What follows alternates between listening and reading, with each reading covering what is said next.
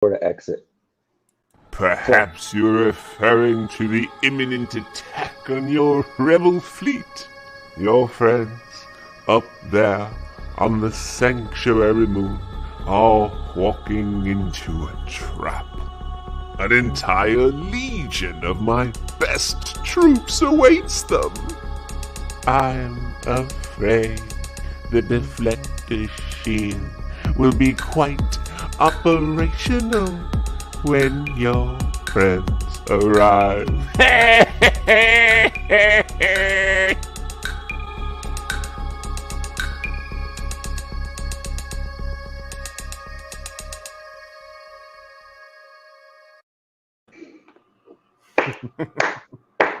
We are a go. That was awesome. And you were the voiceover. I love it, man. That was great. It's time for custom sabers. That's a great blue. Nice blue. What saber's that? This is the test saber. Ooh, nice. The Bendu fiberglass that has the Bluetooth audio transmitter. It's almost like a curved hilt. It is.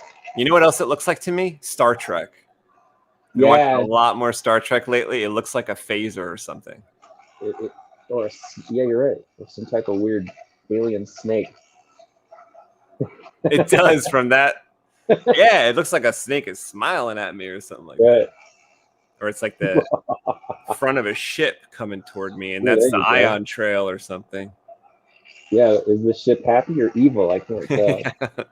It's gonna come in like light the fires. It's gonna burn something up. It's gonna stun them. It's gonna slice them up. Those are some bright lights in there too. You know. And it's actually you taught me how to build NeoPixel blades, right? That looks good. You got some styles on there too. Yeah, good times. So what was up with the intro? That was awesome. That is just like goofy intro. That was sweet. I did figure out how to share my iPad. So in a little bit we'll work on some of your drawing. But I figured we would talk some sabers first. I got some packages in, so while we're talking, I'm just gonna open some of these packages because they're saber related. So I have a Skywampa package that'll open. I've been waiting for this. Like if Harris is watching, this is for a project we were working on, and this has been holding us up. So with these pieces, you got some crystal chamber parts? Yeah. Yeah. Yep. Fins. Nice. I bought like $200 worth of these last time. He tells me the entire pile's the wrong size. So I had to get some that were the MHS version, from Custom Saber Shop, and but they're made by Skywampa, so these fit like MHS parts. And I'm building a saber for a great customer named Robert, who has purchased a lightsaber from me before, maybe 2 times. So this is like the last piece I need to actually make his saber come together. So we got that. Beauty. That makes it so much smoother. I know. Fins ready to go. And Harris has been here like 3 times, and he's like, if these parts were here, we could finish this. And that's been happened 3 times. So I said, you know what? The next time you get here, we're gonna have them parts. I'm still waiting on Graflex Shop parts, though. Graflex Shop, they said they shipped, and now I'm concerned that my parts are lost because they said it shipped. It was like 9 days ago, maybe like 6 business days ago. And I'm like, that's weird. They send you tracking? Yeah, I gotta check. I gotta check on where it is. USPS, do you know? I don't remember. I assumed it was going to be like priority mail, USPS. I just kept checking the mailbox. And then when it didn't come, I'm looking for like a FedEx guy or something. I don't, and it just never came. But there's some important Graflex parts in there I need. Right? These are not important. I know. I try to order Adafruit LEDs and they're saying they're all out, like pixels. What? But they had a button there. I never saw this button before. So it says we're all out. You could hit this button for order them off DigiKey. Order them off DigiKey. I'm like, what? This is like a part of their website.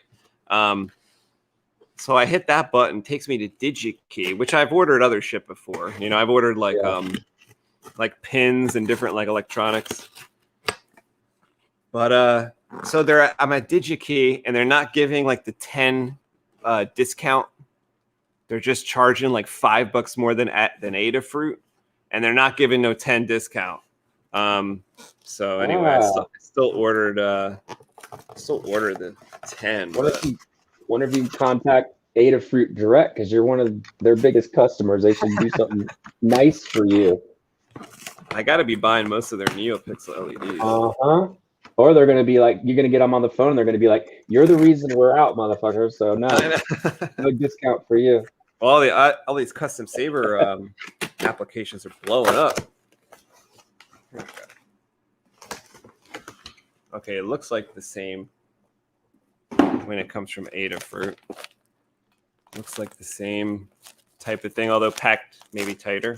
I'm just trying to make sure it's the same exact LED because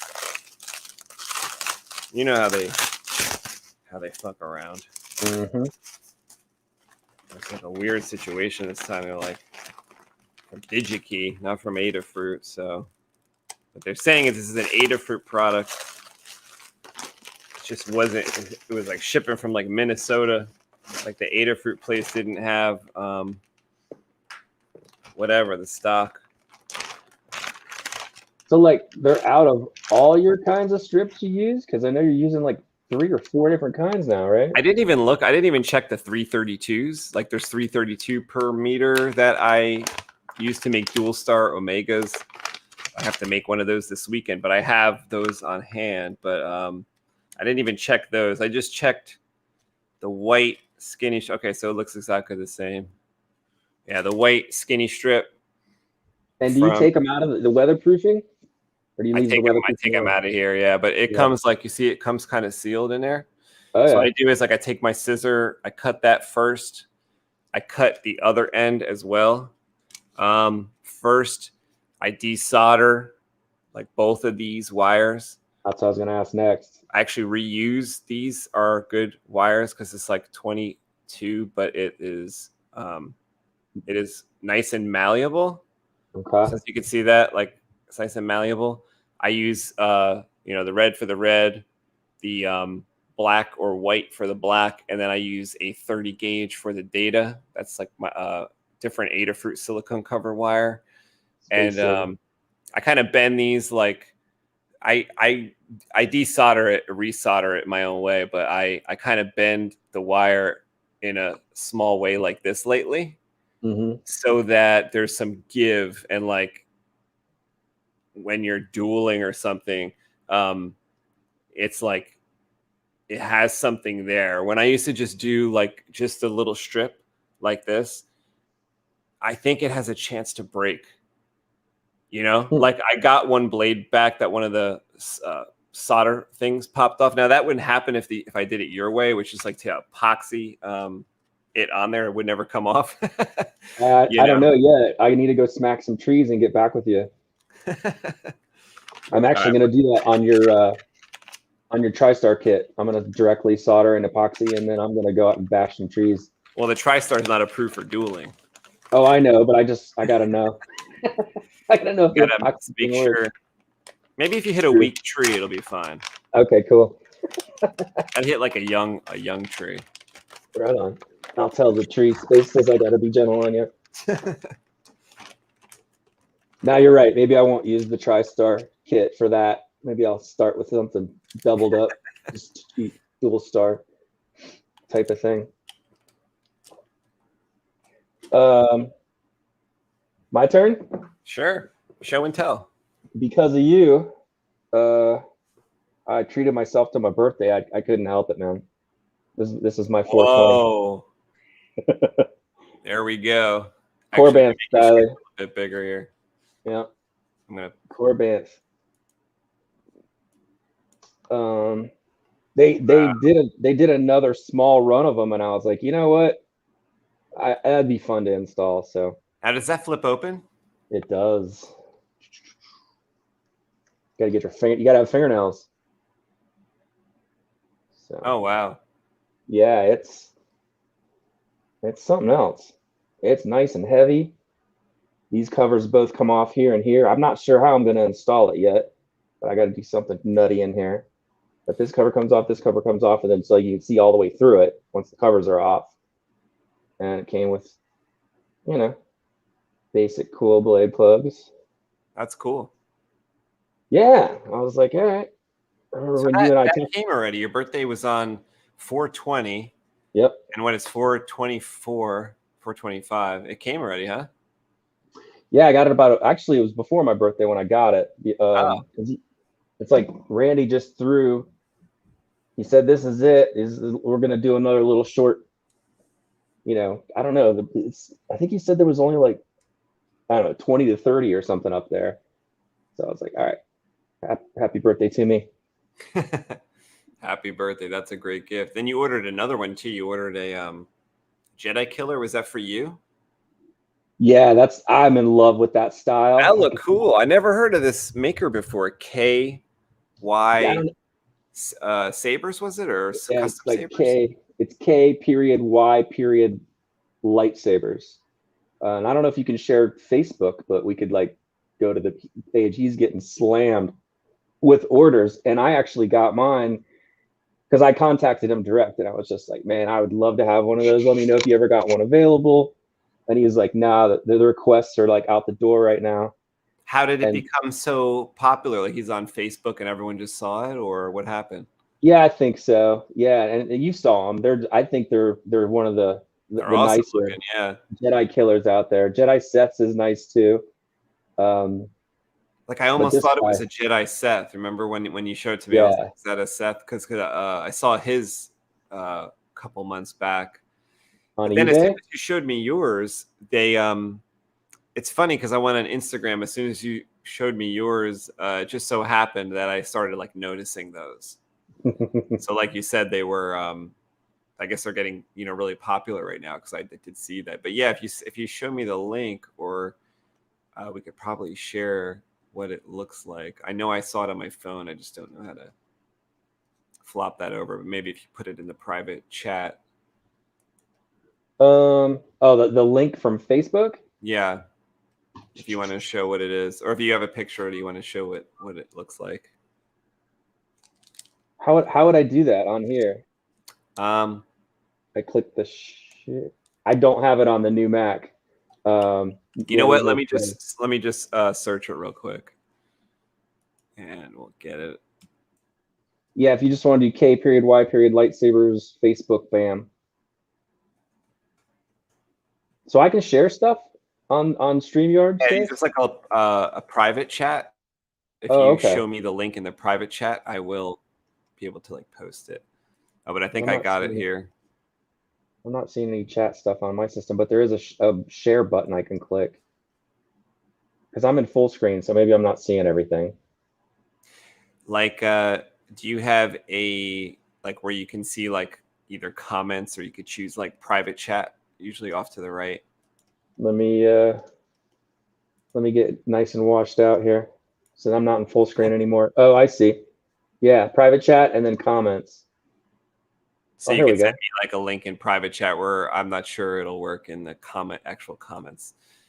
So yeah, I guess he does Star Killers as well.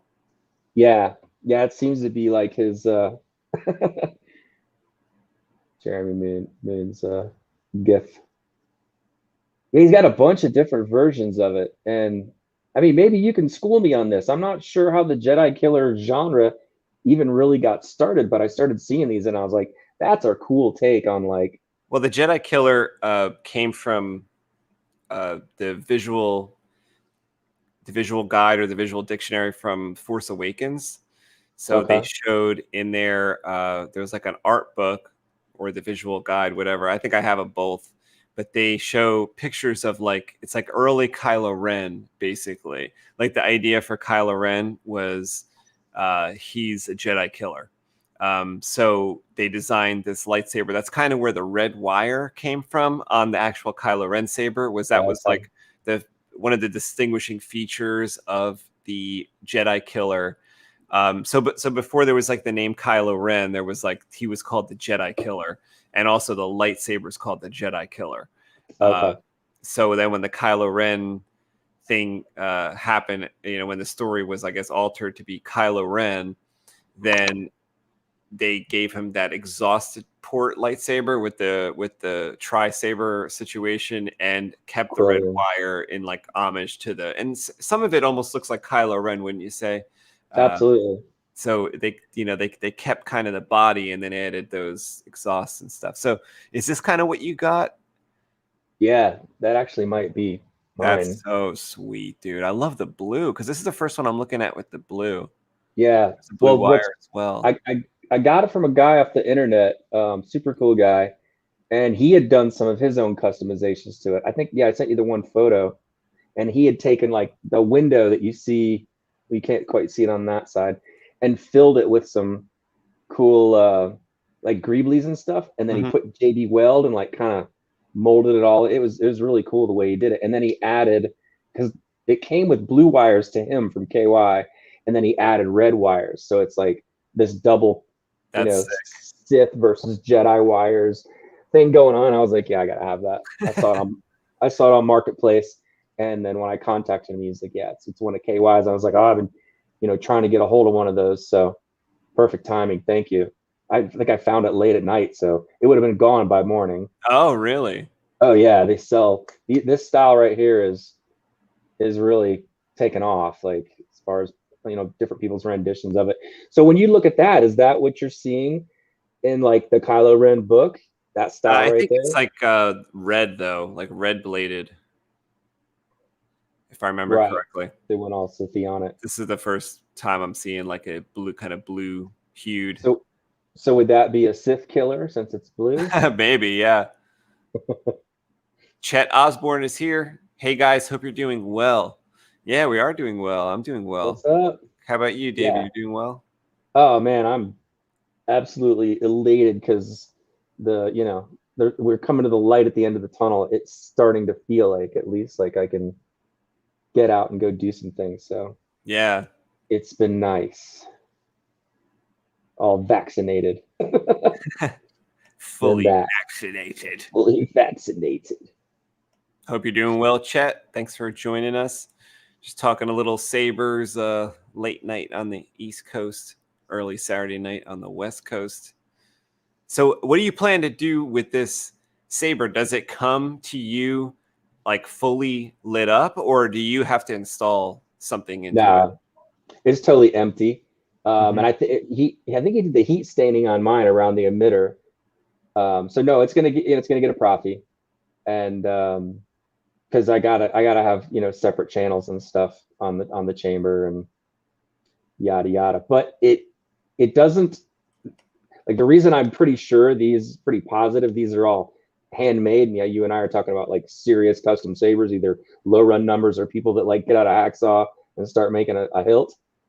That's how I feel like these are kind of built, like one at a time, because the whole, I don't have it yet, so I don't know if the lower half and the palm are held on with set screws. There's no threading, which tells me they're just mating up kind of like aluminum pipe pieces and then drilling set screw holes and assembling it. I mean, don't get me wrong, I love threads, but there's something about this raw hand assembled with set screws thing that's kind of cool too. Definitely. It almost like takes it to a different level of like, the Jedi assembling his own stuff out of junk in a cave somewhere. It gives me that feeling when I have to remove 3 set screws to get the palm off. There you go. Here's a good group. Oof. Yeah, look at that first one. All the long piping down the... Wow. Yeah, man. I'm loving this style. And he's got the cage in the middle. Like, the kind of wire is that? Like, that mesh, the big thick mesh wire in the middle with the blue. Looks good. That does like a speaker grill type of thing or something. I do like that one probably the best, that middle one, right? Even though I'm a big fan of Star Killer, I could I could certainly live with one of the Star Killers on the right. Those are really nice. I like the interior of the crystal chamber on both of those. And actually the Star Killer that is more uniform in color looks cool too. I never really saw one like that. I've only seen it like colored like a Star Killer with the copper and then the, down by the grip, but that's pretty sweet. Yeah, it is. I don't know if it's the angle, but it looks like that one all the way to the right also has different bunny ears, unless that's an ankle. Oh, you're talking about they're squared off? Yeah, or maybe they're even shorter, unless the angle's different there, but that's really cool. It goes back and forth because some of the in-game renderings are all kind of, jagged and bitmap looking from the video game. And some people think it looks almost squared off like that. Yeah, there you go. Loving the piping. Like I can't wait to get mine and just see, is it wire with like copper? Oh, yeah, I think it's like 20 gauge wire with like pieces of copper tubing. So yeah, you could like incorporate that stuff into to your designs. Mm-hmm. Oh, yeah, that's cool. Look at the blue crystal. So it I guess it that's like well, there's two crystals here, but the bottom one's blue. So this is like in the KOTOR games where sometimes you can put like two crystals in your lightsaber. Like one of them does like one feature and one of them does another feature. Right. You're leveling up your saber. Yeah. That is cool. Yes. I guess he casts his own crystals, so I don't know if they're made out of resin or what the deal is, but yeah, I'll be putting my own quartz in there just because I'm a super nerd that way. KY lightsaber is pretty cool. Yeah. First I've heard of it was I think yesterday when you told me about it. And yeah, go ahead. Well, I was just gonna say like I saw some on Facebook and stuff. I mean Instagram. So it was like it either was coincidence or I just started noticing after you said that. Yeah, the Force was drawing them to you. Yeah. That shroud's pretty sweet. Yeah, they're pretty intricate looking. Yeah, absolutely. I like the big knob as well. That's cool. Yeah, I'm oftentimes doing like it doesn't look like a blade retention because it's pretty low, but I do like that type of greebly. Right. Yeah, I like big ones for blade retention because then you don't have to pull out any wrenches or anything all the time. Huh. That looks like a pommel there. It looks like a what? It looks like a found part. Like, did he machine that? I wonder. It does look like that. It looks like a part out of like a laptop on the bottom of the pommel area there. Something. Maybe a piece of a furniture. Yeah, like some type of snap assembly type of thing. Yeah. That's pretty cool. So I love when I hope I got this right. Nick Klein does stuff like that where it's all found. Whoa. It's all found parts. The stuff he comes up with is incredible. Oh, this is a cool grip area down there. That's like a little bit shorter than a Star Killer, but Star Killer-esque grip area. Mm-hmm. Yeah, that's what I'm wondering. Like these ones, nobody loves this yet. Nobody like on Facebook. What you don't like love stuff like Space is the first, world's first world's first love over here. What's going on? People got to go over to KY lightsaber, and it's been up since March 15th. Come on. Yeah, he's gonna get slammed. Oh, that's cool. That's cool. That part goes in there, I guess. That's sweet. Mm-hmm. Yeah, the layered look. Yeah, I love shrouds. Definitely love shrouds. Yeah, man. Put them everywhere. I think I'm going to do a build stream tomorrow on my friend Malcolm's saber. I did a few build streams last year. The saber's still not done, so I'm going to probably do a build stream tomorrow where working on finishing touches of the body of it so that I could move on to the install. Oh, this is a cool detail. Yeah. Is that same one that had the big triangular screen in there? Just a different angle? I think so. I want to check the grip because I didn't notice the Star Killer-esque grip the first time around. Yeah, I think in that grouping. I think everyone's different. Like, You know what that is? That's like an air filter from a car. oh, Part, isn't it? the mesh part. Yeah. Yeah, you could rip that out of there. You're right. Like you get a brand new one from like Pep Boys and Yeah, I think it's aluminum. You're right. It would be real easy to bend. that looks cool. And then he did the same trick. Do you see the trick like before with the copper tubing over the black wire?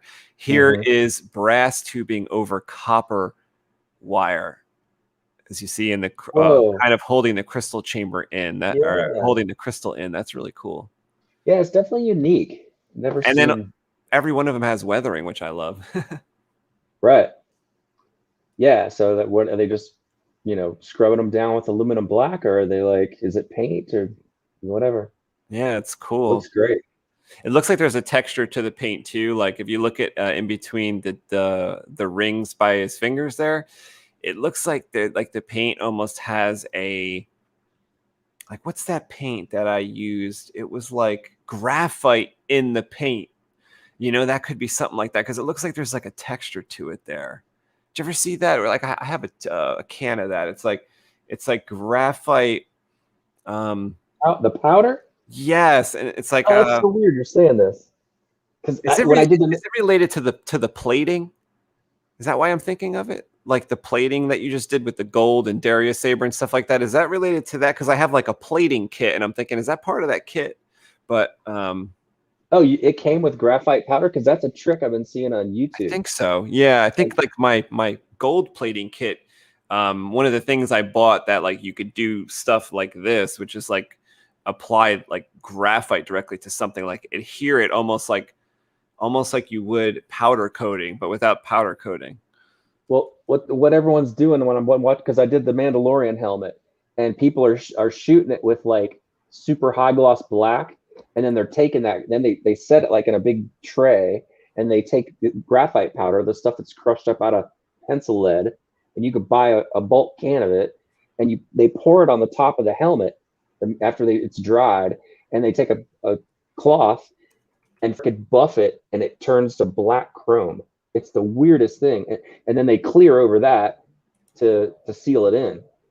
Like there's tons of YouTube videos out there showing people putting graphite on top of black paint, and it looks like black metal, just like Mando's helmet. It's crazy. Felicia Marie is here. What's going on, Felicia? Just taking a look at some custom sabers by KY Lightsaber on Facebook. Mundo Cabrera is here. What's going on, Mundo? Hi, Mundo. That looks cool, he said. It's almost steampunk. We got Mundo. The Mundalorian. The Mundalorian.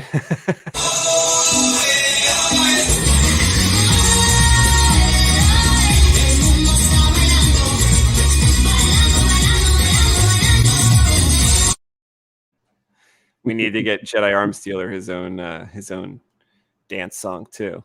Mundo's got his own dance song.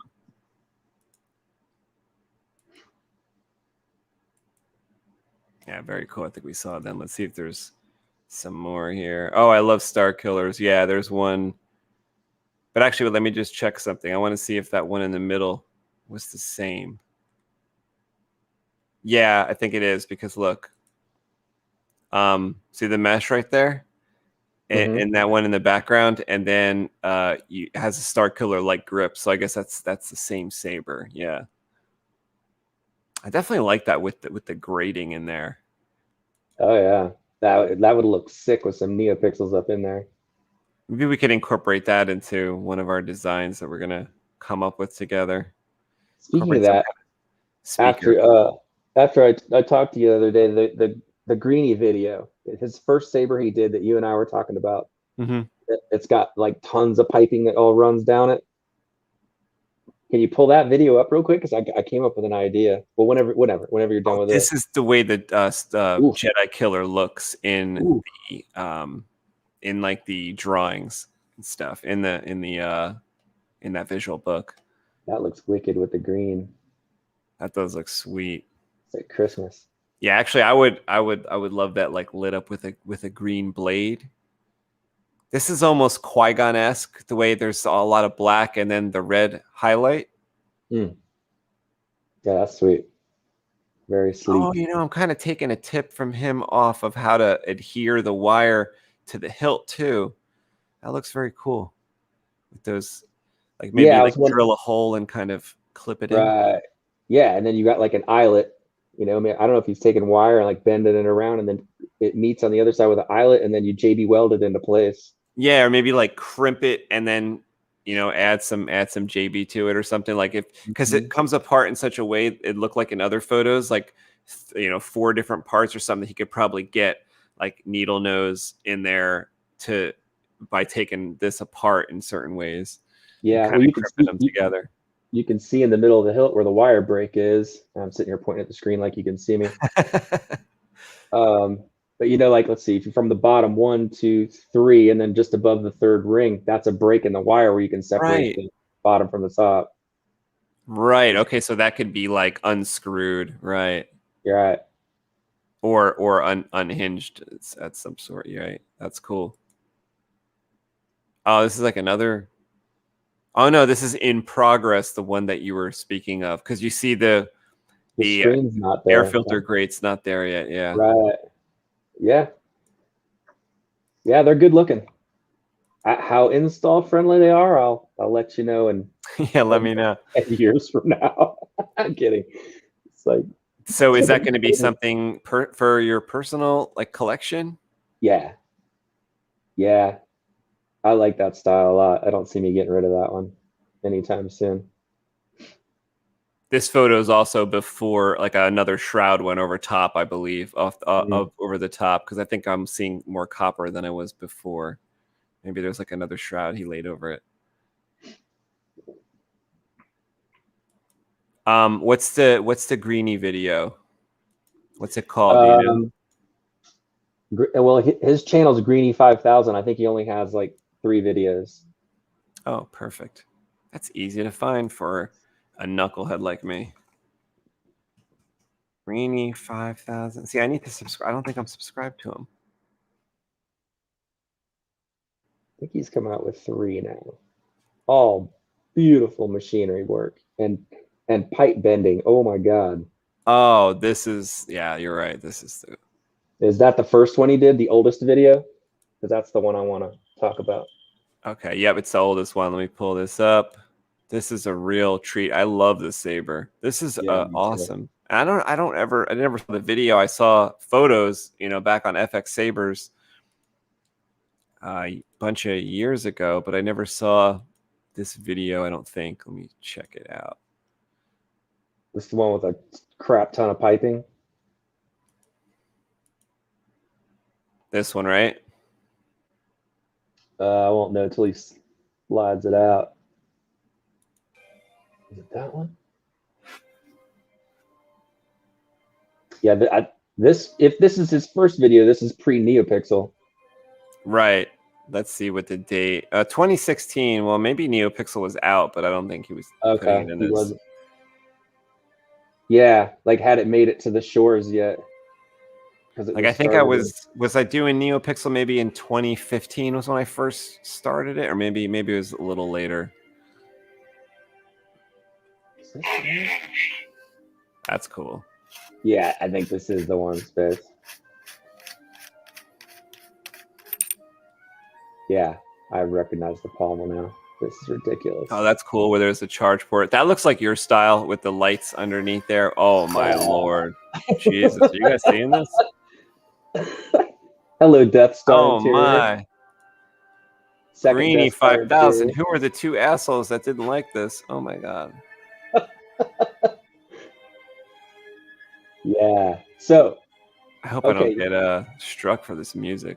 Let me just lower this. Oh, man, right. So wow, this is cool. When you and I talk about coming up with like some insane saber in the future, you see how he's got these openings with all the piping inside and stuff? Well, let's say you allowed for just enough clearance to where you could put a piece of acrylic over top of it, like rounded acrylic, half pipe acrylic over top of that, mid crystal chamber section, Mhm. and then have 2 holes in the acrylic, and it would bolt down and cover this up so that you could duel with it and you wouldn't have to worry about bending the crystal chamber rods or You mean you want to duel with the core? Is that what you like said? the pitcher making the core into a lightsaber, Oh, but then having acrylic windows that bolt in place over top of the crystal chamber so that mhm. it's smooth when you're spinning it. I see. Okay. You follow me? Yeah. Because the big fear is, well, you don't want to like duel with an exposed crystal chamber because you could bend something or pop out the crystal. That's kind of the word on the street, right?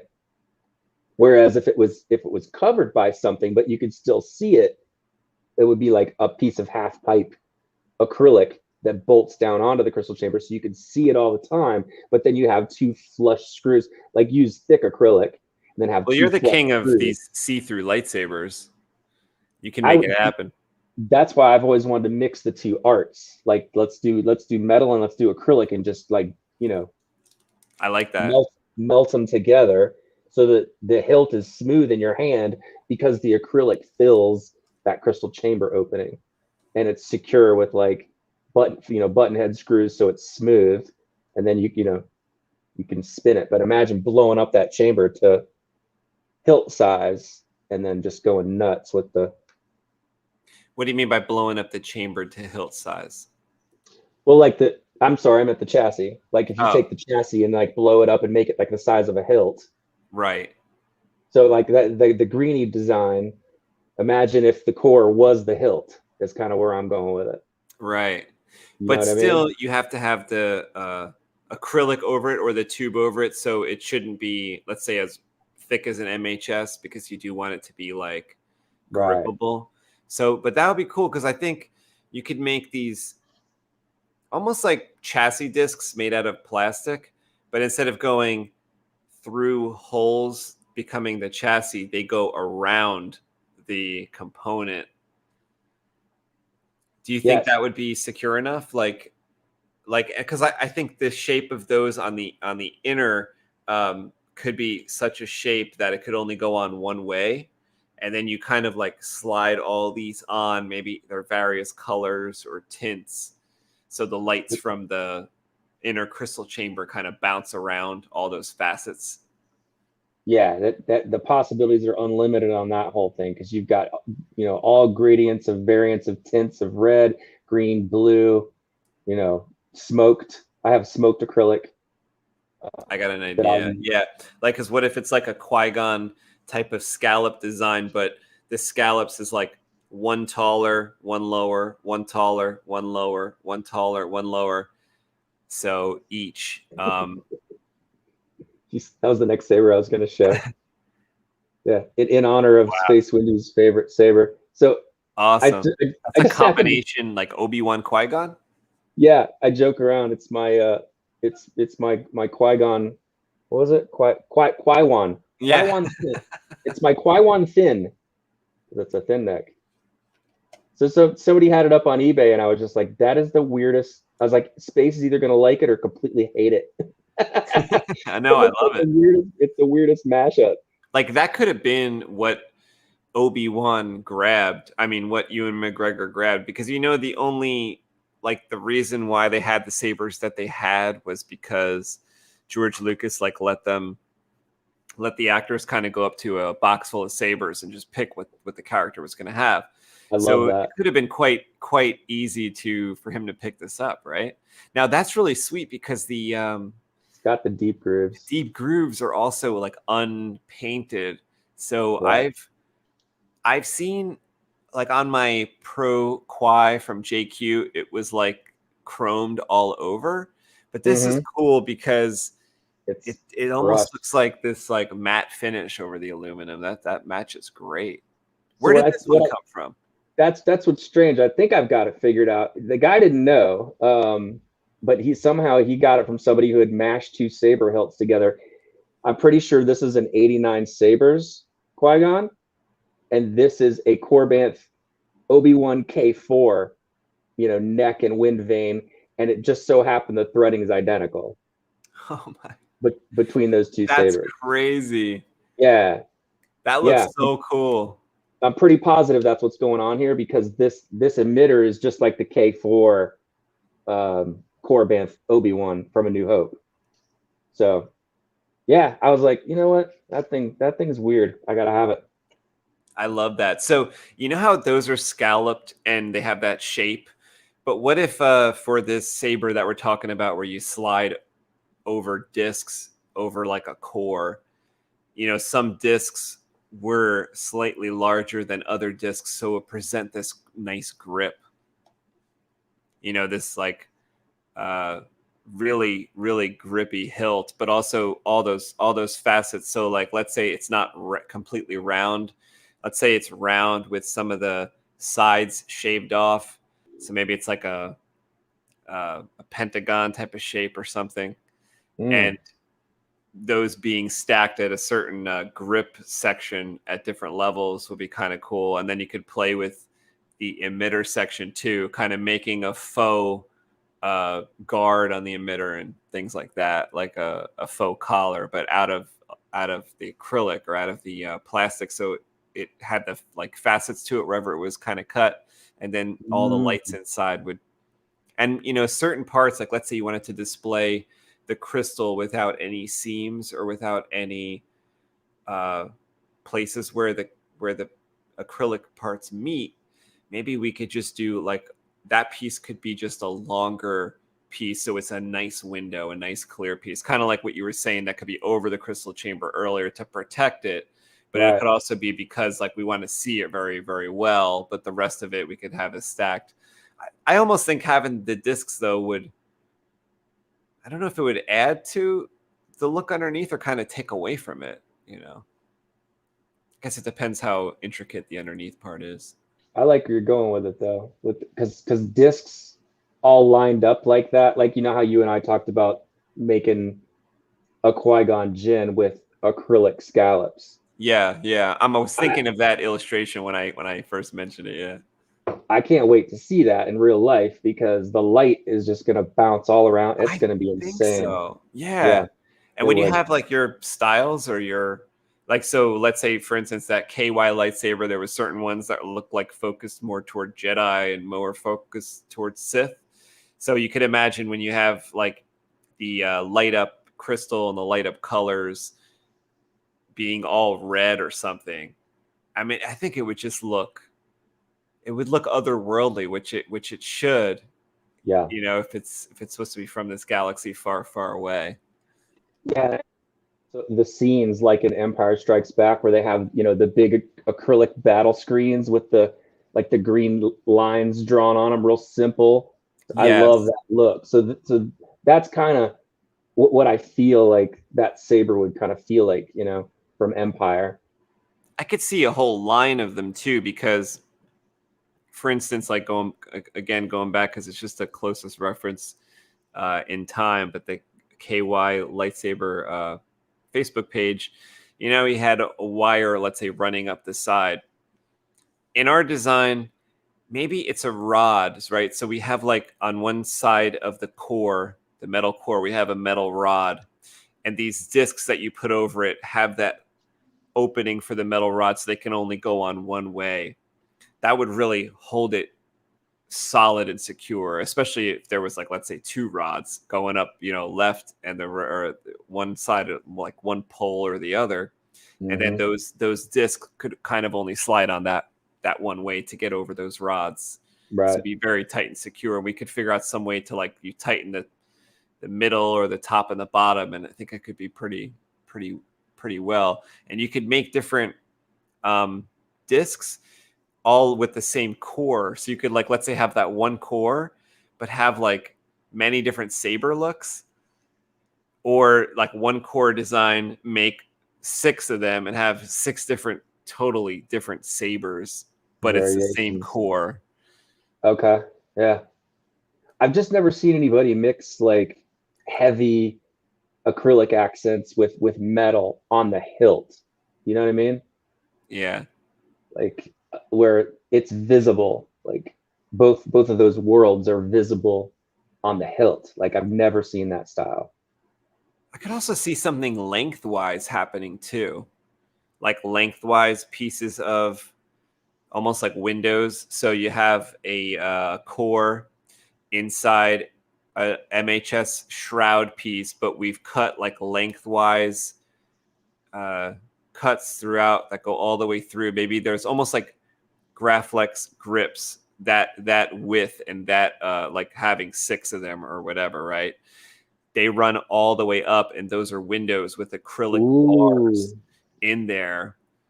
I think that would be sick too. Yes. Because those acrylic bars that are in there could be like, let's say, slightly raised, almost like Graflex grips are, but they could go up the entire hilt, and we could see through to all the detail. Yes. Yeah, and like there's like intricate piping in there that you can see through to the other side, and then we'll see the other grip through certain sections of it. That's a great idea, Space. I love that. You know what you do too is like we extend, like let's say 2 of the lengthwise. I'm not sure this would work because sometimes when you snip the MHS shroud material all the way to the end, it pops, right? It pops open. But let's just imagine for a second it didn't change shape at all. And we take 2 of the lengthwise things and bring them all the way to one end. That could be the emitter end, right? And your acrylic beams that have been inserted into all those 6 facets. On 2 of the facets go longer, extend past the emitter, right? Almost like a shroud, but almost like claws, acrylic claws that are lit up. Those things would look fiber optic. Totally. You know what I'm saying? Yes. So when like the sabers off, even they would be like lit up in like red claws or something. That'd be crazy. Yeah, and if they extend down to the crystal chamber, you got like your crystal pulsing, and like those claws are pulsing all the way up the length of the saber. Yeah. Oh my God, yeah. That's an idea. That's an idea. Now I don't know like the limits of your machine, like if your machine can make something like 10 inches long or whatever. Yeah, 12 by 8's my bed size, and I've cut out and cussed exactly what you can actually buy. You can actually buy those rectangles in different sizes. So you wouldn't even have to cut it on the laser cutter. Although, would they be clear because they're would they be super clear because they're extruded? I can go get one. I think I have one. That's a square. What do you mean? It's like a rod, but it's shaped like a square? Correct. And it's acrylic. Cool. Yeah. Okay. Kind of like you've messed with the triangular acrylic ones, right? Right. Yeah. That's so cool. They make them in squares, but all different millimeter sizes. So you wouldn't even have to cut them on the laser cutter. But again, I don't know how clear. Like a T-track design, we would need to do something on the laser cutter. Well, like here, let me go grab that one piece because I have a really weird one that I use for Daria's like track for his stand. Right here. Cabrera says we have reached DEFCON 5. I don't know if the camera will pick this up, but let's see if I can get this. This is like okay. I can make this bigger. So this is U channel right here. Let's see if I can get it to focus. Maybe if I put my. I have that exact thing here. So you know what I'm talking about. Well, they make these in solid, but the thing about it is it's extruded. Let me see if I can catch the light. There. So it's pretty freaking clear. Yeah, it is. This would work as a really trippy window because it's U channel. So the light would just go berserk in here. Yeah, there's a few facets in there. That's true. So, yeah. So that's just white light on it. But oh man, do you know what? A few strips, like let's say if we were running out of room, we could do like 20 strips in there. Some silent and running all the way up. Could you imagine like a FET blade style that was like pulsing up? Oh man, and I could imagine it too, like kind of sitting there on the table or sitting there on your desk, and it's got that blade style of just a crystal pulse or pulse up. The thing's off. I mean, it would just look like this like elite object from another world. I think that would be crazy. Agreed. So yeah, one day we're gonna mix those 2 styles and make some magic. Mundo says, what a great idea. A saber core. There's actually a saber, no outer shell. Yeah, I think that'd be sick. I think that would be sick. And you know, that Jedi killer kind of comes close, Yes. right? Yes, yeah. I was just gonna say that the KY stuff and Jedi Seth, it's coming real close to that. Yeah. But you just open up the openings to the crystal chambers or whatever, the battery chamber compartment. It's all dressed up, and put some acrylic covers over it, so your fingers aren't getting in there and getting cut. And plus, it would just add to the badassery of it if you put acrylic covers on those types of things and made it smooth. Mm-hmm. Where the grip section is, where you're going to wield it, you'd want it smooth and not this opening that where your hand's always going over. Yeah, or maybe hitting delicate things. Right. Like, I don't know that everything on let's say a harp, interior, I don't know how it's adhered. It's probably not for dueling and stuff. But if it was protected, why not? I think it could work. Mm-hmm. Mundo says, what if you were to have an inside shroud popping out? As in, maybe there's the layering thing, like a part that kind of extends from the chassis. Maybe he means out the emitter, layers. I've seen Eastern 57 do different layers to a shroud where it was like a flower almost. A shroud with a curve and another shroud with a curve and another shroud. It almost ended up looking like a rose when he was done. Very, very cool.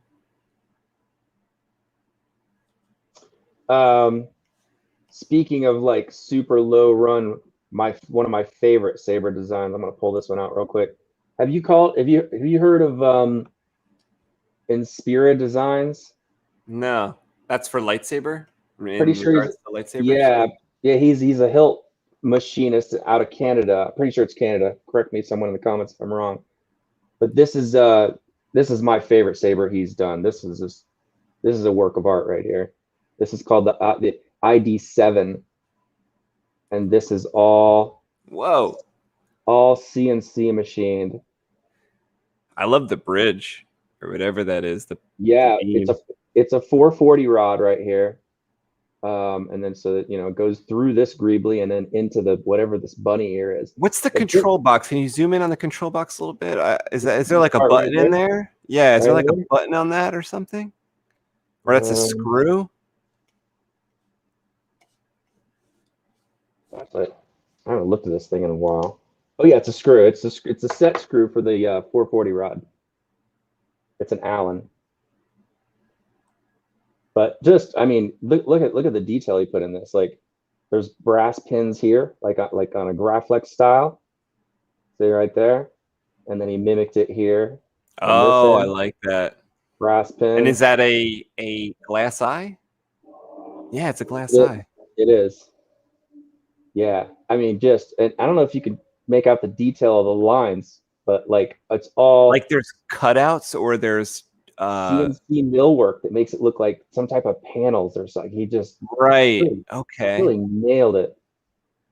And then the pommel's just insane. Oh yeah. And so what country is this made in? Canada, I believe. I want to say his name's Adrian. Inspira Designs on Facebook. You can look him up. He got a bunch of really cool sabers, but this is the only one I've gotten from him is my favorite. I love the emitter, like the windows in here, how he did them at an angle. Really cool looking, almost like a shark type of thing going on. But yeah, you and I were talking about super low run numbers and true customs, and this is what I think of. This style. Inspira Designs. I could try to find him on Facebook if you want to look at his other sabers. He's got stuff with how do you spell that? IN? Inspira. Or S or S. Is it Inspira? IN. Inspira Designs. Is that right? Look it up. Let me look real quick on Facebook. Oh, it's on Facebook, not on YouTube. I haven't seen any of his stuff on YouTube. It's always been through Facebook. And Spiro, let me just do Spiro lightsaber. Is that it?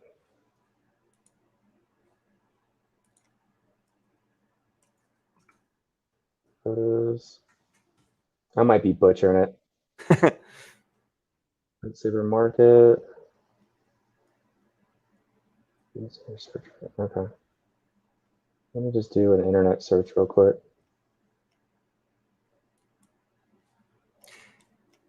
And that's it. And that's the hilt that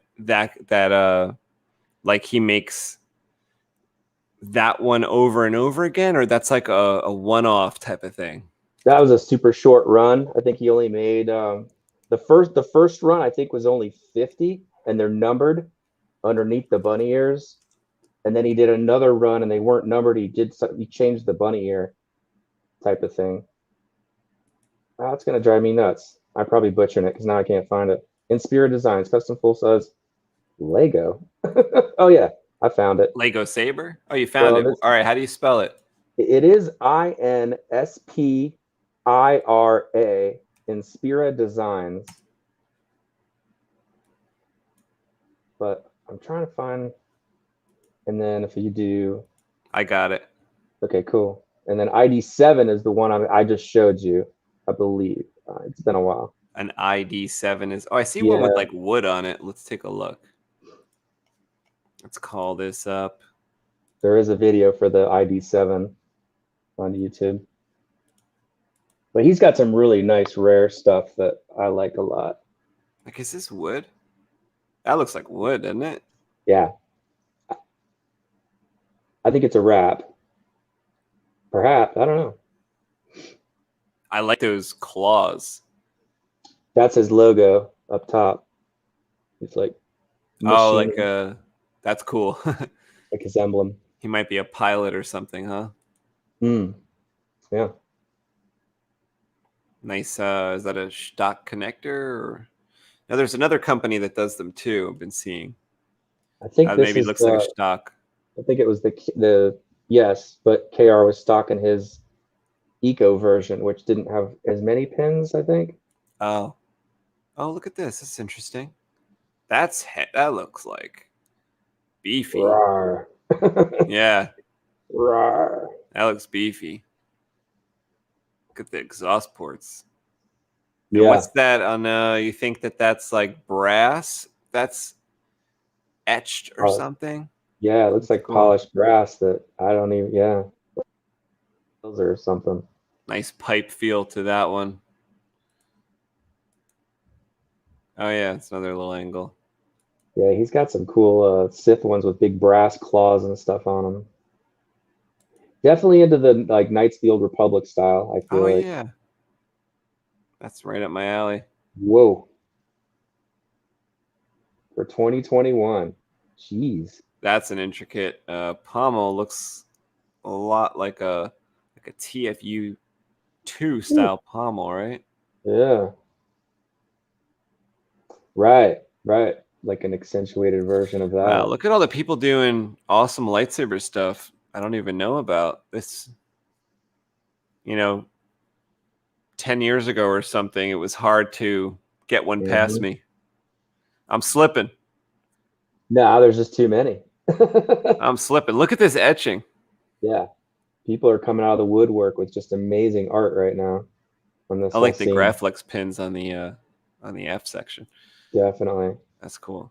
Yeah, I wonder if we can find the one with the claws, the brass claws. It's like club style.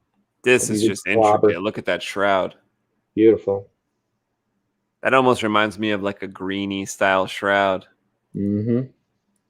Yeah, how do you get the grain in there? How does that work? Or is that an etch? Oh. In the brass. Yeah.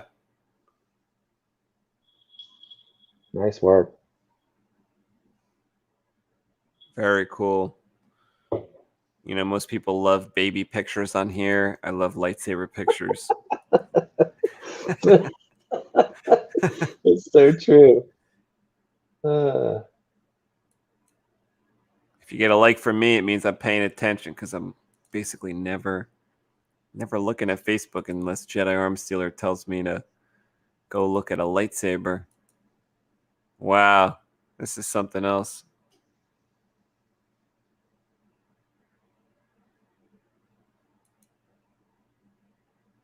Oh wow, Yeah. even got like a Jedi logo in there. Little subliminal. I love the etching. You know, this is probably my favorite etched saber ever. I'm normally not attracted to etched sabers. Right. There's something about this one. Yeah, what's funny is I actually bought a black and white laser printer with the intent of trying to learn this, and I haven't gotten around to it yet. Have you watched like Cal's videos on how this is done? I watched Cal's video on etching. There's a few other videos I was going to watch, but I kind of decided I'm not too interested in etching. Yeah. But I did watch Cal's video. Oh, I like this one in the middle. That looks like it could be an alternate Luke Skywalker style. Yeah. See, though, to me, that looks almost KOTOR as well. Right, it does. It does. Interesting to know what would go in that opening in the grip section. An acrylic window, eh? Yeah. Might as well. Let's see. So I'm pretty sure that's the one I just showed you, the ID7, but he like went crazy powder coating and stuff. Oh, okay. Well, see, if you wanted, see, yours is bare aluminum, and you're able to see those details like in the bare aluminum, right? Now, I don't know if you know the trick that Eastern 57 showed us in the Graflex contest saber that he did. And he's been doing it for a while.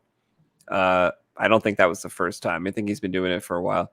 But what he does is it would work here. Now, on this saber, it would work. You could do this without actually having the, what is the model number you called it?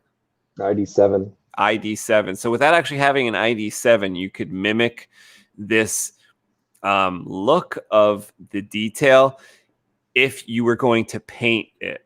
And how he does it, if you don't know, is you attach, like you cut out with a razor blade out of aluminum tape little shapes that you want to utilize, right?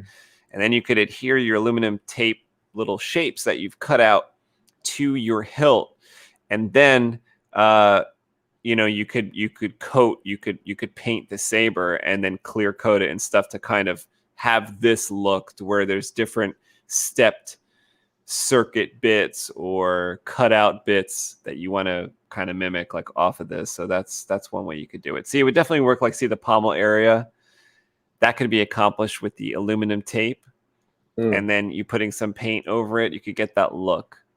So that's kind of a, you know, do it yourself trick. So like aluminum tape, and then he does like clear powder coat over it and then bakes the whole thing, and then it's like in there. Yeah. I think that's what he told me. And it was like such a cool effect, I thought. What did you say? You want to do it? I want to get a powder coater just for clear powder coat. I wish I had access to clear powder coat, because that would be great to be able to seal, like for shiny sabers, you know? Now, this reminds me, I think I tried to explain it to you over the phone, or it was just something that was swimming through my mind and I didn't say it, but this is a great example to show you what I was thinking of. So you see how there are Graflex pins here at the top in the emitter section, and there's also Graflex pins at the pommel section. Now, it would work, my idea about to tell you would work probably better for one closer to the pommel section. So this is a good example where I wanted to turn this faux recharger, this faux recharge port into an actual recharger for our sabers, right? So we put like a greebly there like that. Let's say it might not work for every design, but maybe it works for something. And we put that greebly there, and above it in the hilt design would be a little switch. Like maybe we get to it with a little toothpick. Maybe you stick something through a little opening and you flip a little switch, right? Which allows the power to run through those pins. So the switch is just basically there to protect those pins from having power all the time. But my idea is to, let's say you want to charge the saber, you flip the switch, so now that there's power to the pins, and we attach a custom, like the customer would just place a magnetic doodad that we create right over it. It would click into place. So for instance, the Graflex pins would have to probably be like one pin is taller and one pin is shorter or something, so the plug can only go in one way. But that would be the charger. Actual charger. The first motherfucking custom saber where the faux recharge port is the actual motherfucking recharge port. So what do you think? I love it. No one else to be able to say that. Yeah, what's tripping me out about what you're saying is have you seen like the old rubber plugs that plug into the Graflex pins that are vintage? No, I haven't seen it. Why is it? Is it like just like that? It's just like that. It's not magnetic, but it's like it pop. That's why the pins are stepped, is because when it pops on there, it holds that little rubber plug in place, and it's not easy to knock it out because the little spring pins, the female part of the rubber plug that plugs into the Graflex pins, grips onto that step part. So that would be pretty trick if you used, because you can buy those vintage plugs. They're not vintage, but you can buy like, new ones that are updated type of thing that are stronger and better rubber. That'd be really trick if you could. I like that idea, Space. You could. I think we could figure that out. Yeah. Bringing it back, but making it new. I like that. This is a bit different in the fact that it doesn't have that rod. Well, this was the prototype to it. Well, this was. Let's see if mine has the same ribs. This was the second run because the bunny ears are different. Oh, okay. Yeah, and I can't remember if he called it. I think he called it the ID7 again, but it was two really short runs of it. Like I think 50 tops that were numbered. 50 is a lot, I would think. Is it? Yeah. It might not be 50. I don't remember. I have to Google it to find out. Oh well, I guess if it's the hilt, that maybe makes more sense than if it's like a fully installed piece, right? Yeah, no, they were just empties. Pretty sure he just deals in empties. Ooh. So yeah, here you're getting to like the really sithy claw stuff. Gladius.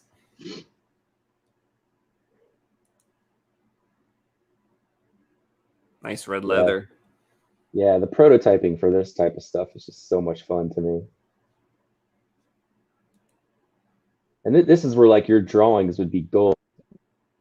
You could totally visualize that before you even put it on the mill or the lathe. Yeah. That's really cool. There's my same version of the ID7, but he added a bunch of. Oh, it's like yours in a staff version. Yeah, you could get a coupler and get. Oh, it kind of reminds me of Satil Shan a little bit. Mm-hmm. It's got that same look, like you said before, KOTOR era. Badass. Nice and clean. Those are some installs. Yep. What board is that? Oh, Verso. The Verso Cal's board, yeah. That's got to be fun to have the staff spin that around. Oh my gosh. I'd have to put shorter blades on it or I'd be breaking stuff, even outside. Yeah. You need a couple lamp savers for that. Exactly. Yeah, that's the Lego. Fatter blade than normal? I don't know, or if that's just a small hilt. Because it's a Lego. I know when Ace Rocket did his, he had a acrylic fat tube made for it. Really? That made it like, really like a Lego-esque proportions in our world. It's like your hand barely fit around the base of it, I think. Nice. Just like real Lego people, you know, their hand barely fits around it. Just enough to grip it, though. You gotta force it into their, snap it into their hand.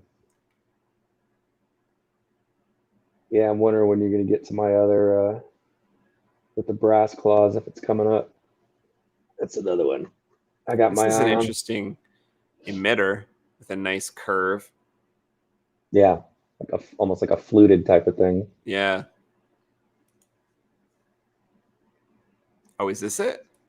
Yeah, it's the ID7s. Wonder we must be going back a little ways now. Oh, Those that's are pretty. That's the second run because it's got the almost kind of U-shaped bunny ears, whereas mine's more of a solid design. Yeah, so that's the second run. Yeah, he did the first run, and I got in on that, and then people were just begging him to do more.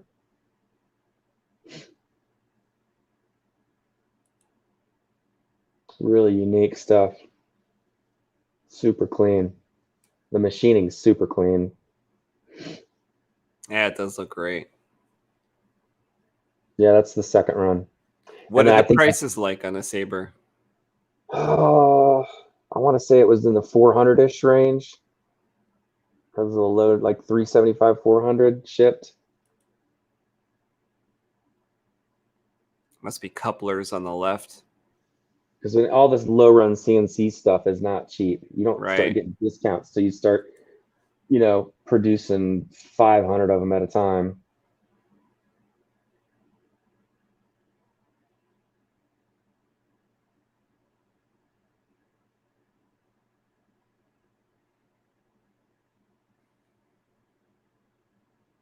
UDA. Yeah, very cool. Here's a video of him making it. It looks like a Qui-Gon emitter. A little bit. Yeah. Oh, but I could see those very detailed bits in there, those cuts. Oh, is that the coupler on there? Yeah, I guess that's a coupler. Yep. Okay, yep. Yeah. That's interesting. So it's like you take off the pommel, and the pommel has the brass pins, and then this has the brass pins because it replaces the pommels, I guess, on the two Sabers. I like that. I did not know that's the way it worked. Yeah, that's sexy. That's a nice, clean way to do it. Mm-hmm.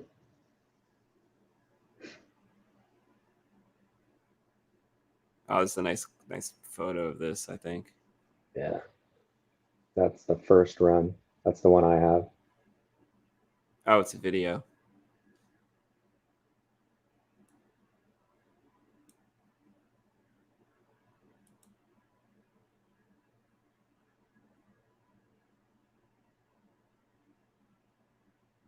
This one he has paint in the grooves. You did the video? Oh, are you not seeing the video? It might have jumped to a different. Oh, it jumped to a different window. Oh, hold up. You got to share it if you can.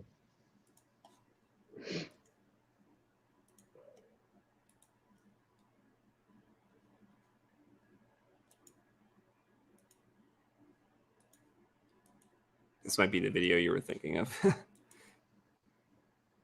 It says red paint in the grooves.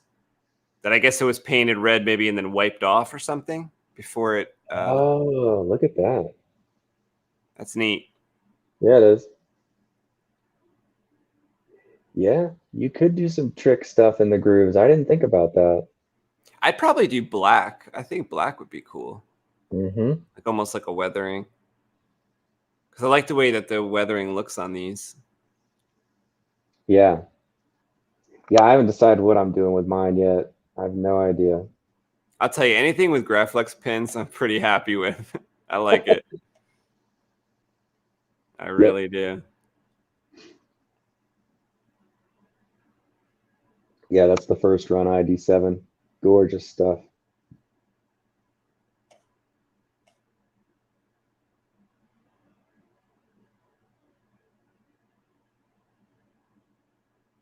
I like the way the button was there too. I saw the brass button. It's very low profile. I believe there's one on each side like that. Yeah. So you got main and aux coming in the sides. I haven't installed mine yet. I gotta figure out how to make the slide out chassis as usual. Cool video. Yeah. Went all Sithy with it. That's awesome. Oh, okay, so that's Nerf Herder's lightsaber, I guess, that he installed from an Inspira.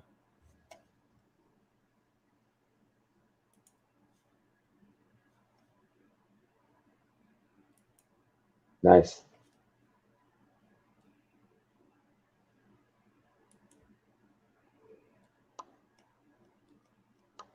Which, you know, I don't think I've ever asked you this, Space. What is your rarest saber? Well, it's got to be that one that was kind of custom, made for me by Darth Chasm off the FX Saber forums. Right.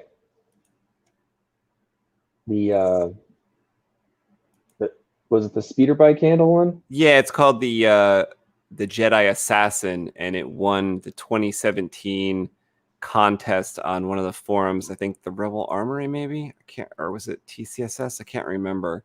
But it won one of the like Saber of the Year in 2017.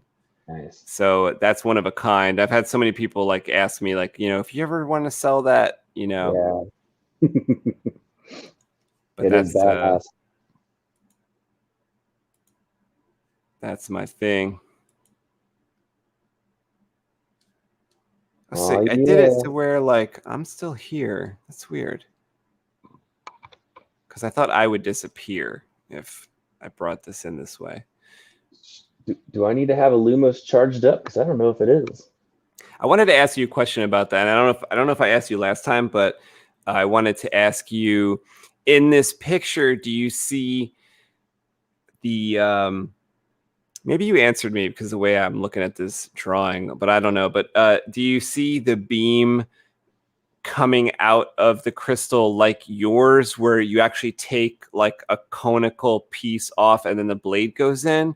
Or is it like you wanted like the magical look of like it's working from the crystal itself? I would like it that with the second. It's working from the crystal itself. Yeah, let's leave the tip on there. I think that's going to look insanity. Yeah, because it looks like, you know, he developed this crystal that works as a lightsaber or something. Right. So it's not coming out of a hole. It's just coming out of like the tip of this monstrous crystal. Right, right. Figured we would draw this piece for a little while. We've been working on it, and it's going little by little. Let me go grab a Lumos. I don't know how much juice it has in it, but let's find out. This is a piece focusing on Illumos.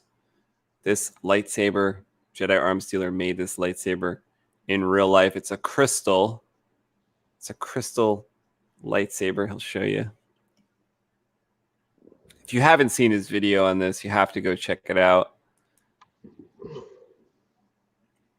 When I fix the description after the live, I will put the link in it. But look at this. This is a see, this is like kind of what Jedi Arms Dealer was talking about earlier, where it's like a core encased in acrylic. He did it already a couple times. And this is the Illumos, which is a core with every bell and whistle you could imagine on the inside, and on the outside, a acrylic it looks like a crystal, but it's acrylic, and it's even got you know, Graflex-esque cues to it, and it works. It's a lightsaber that works. So let's see if we can get in here and see if she's got any juice. Crystal pommel. And how this was loud, I'll have no idea, but this is like the loudest thing in the world, isn't it? Yeah, with the two speakers, the magnets facing each other. It's interesting. Yeah, I try to get the resonance. I used to design speaker boxes back when I was doing car stereo installations, so that's always my goal, is like, what kind of weird port or opening or something can I put in here to make it, you know, hurt my ears a little. Thanks, Felicia. Wait, is crazy good? Because I'm Gotta crazy. be. It's gotta be good. Oh yeah. And does this have a motor in it too? Yeah. This has like a spinning crystal or something. This has every gadget you could imagine. Wait till he lights it up. If it's got some juice, So I it don't know if lights you up the remember. entire case. Well, hey, the crystal's in the way now. Let me move it out of the screen. Wait, the screen. I don't know if you remember the video on this one, Space, but it's got one of these electronic switches. And so, let's see. Come on, you got any juice? Well, I remember this one has Bluetooth, right? Yeah. It's got both of. It's got the Dimitri's Bluetooth, and then it has an audio transmitter in it as well. You gonna have power? Yes, definitely. That's the crazy Felicia's talking about. No. Mundo says drawing looks great. Thanks, Mundo. But you know what? I can throw it on the charger real quick. Yeah, Mundo says you got to check out that video. It's insane. Yeah, that's for sure.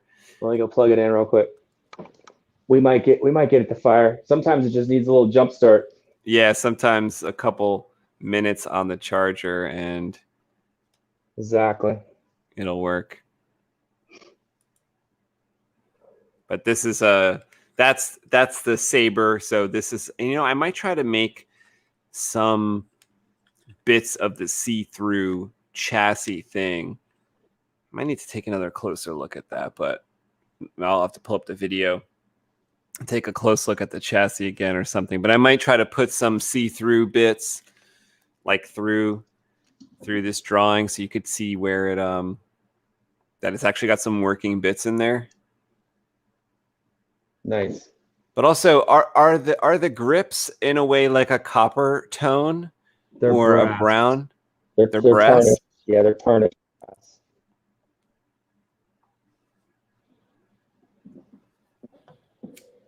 I gotta get that. There it is.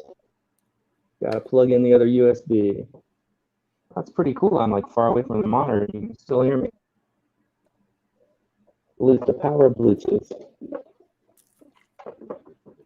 All right.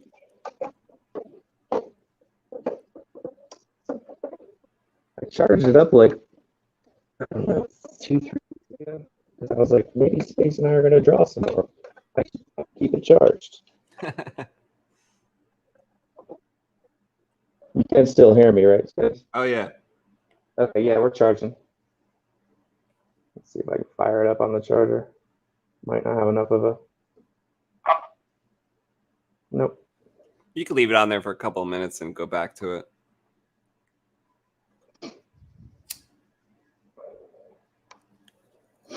So here's the empty. Put the empty back together.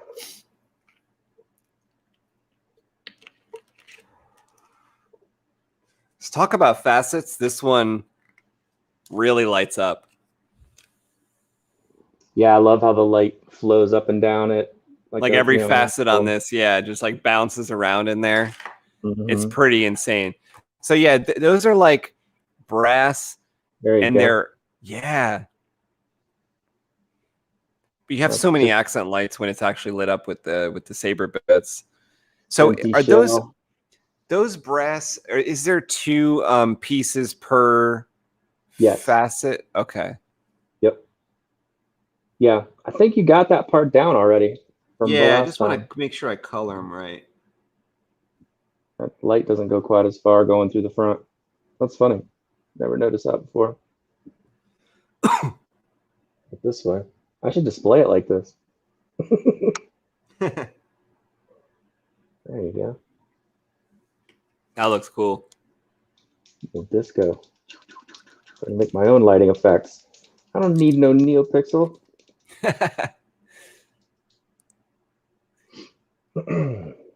I had a little flashlight that was like a tactical little blue flashlight from a bunch of years ago that I would use to shine into, like if you put it under, it was almost like a 10 watt. If you put it underneath a lightsaber blade, it would almost look like a lightsaber. It was it was powerful, like a lightsaber light. I think it was the same type of LED that was in a lightsaber. Like a tri-cree flashlight type of thing, or a flashlight. Yeah. Yeah. I remember doing that when I first got into like making my own, in-hill LED blades. I was just like, okay, what kind of diffuser do I need to make this? And I would do the flashlight thing. That's funny.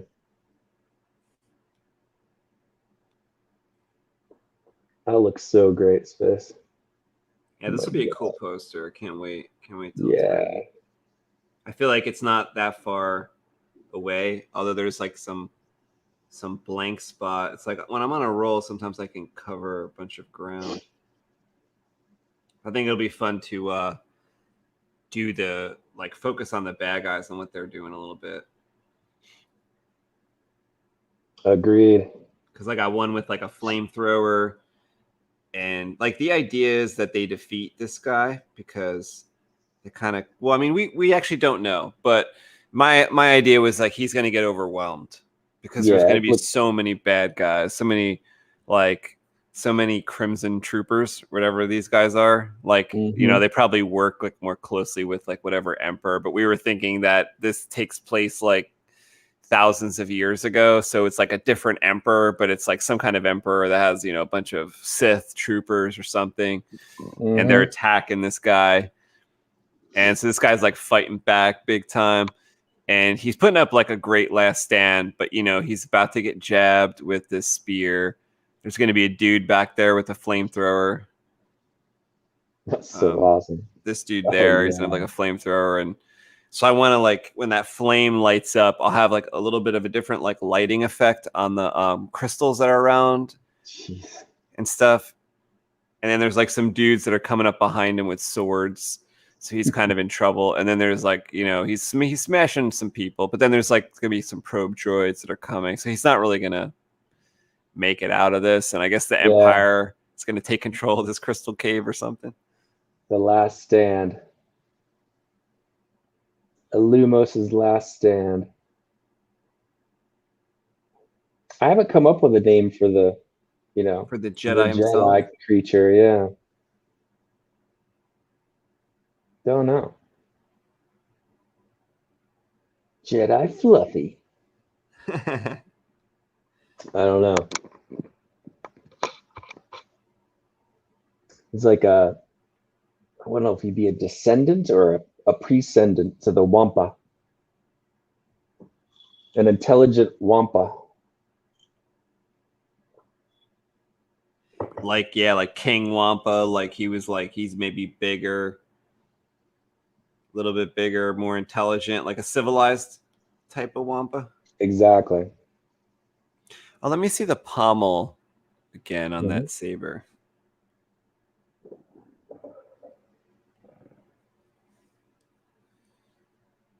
Zoom in on that. What I like is how the light, it does this freaky stuff on the end. It looks like it's an actual kaleidoscope or something. Yeah. If there's something on the other side of it, it rotates opposite. It's really weird. I like that. So I do see that I have it a little bit wrong in my drawing, but I'm going to fix it. Yeah, Felicia, Space is hooking me up. I just kind of casually mentioned this one day that I would love to have this in poster form, and he's just gone all out. I figure why not make it like a nice poster.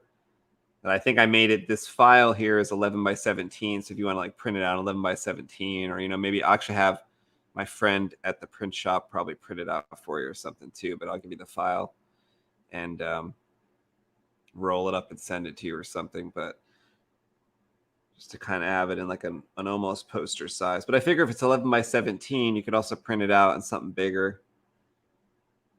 If you wanted to, you could print it out in like a poster size or something. Yeah, that's plenty of resolution.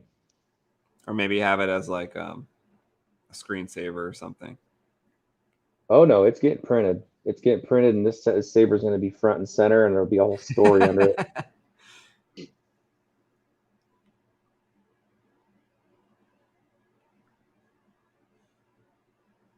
Yeah, you're one of the first people that I've talked to that their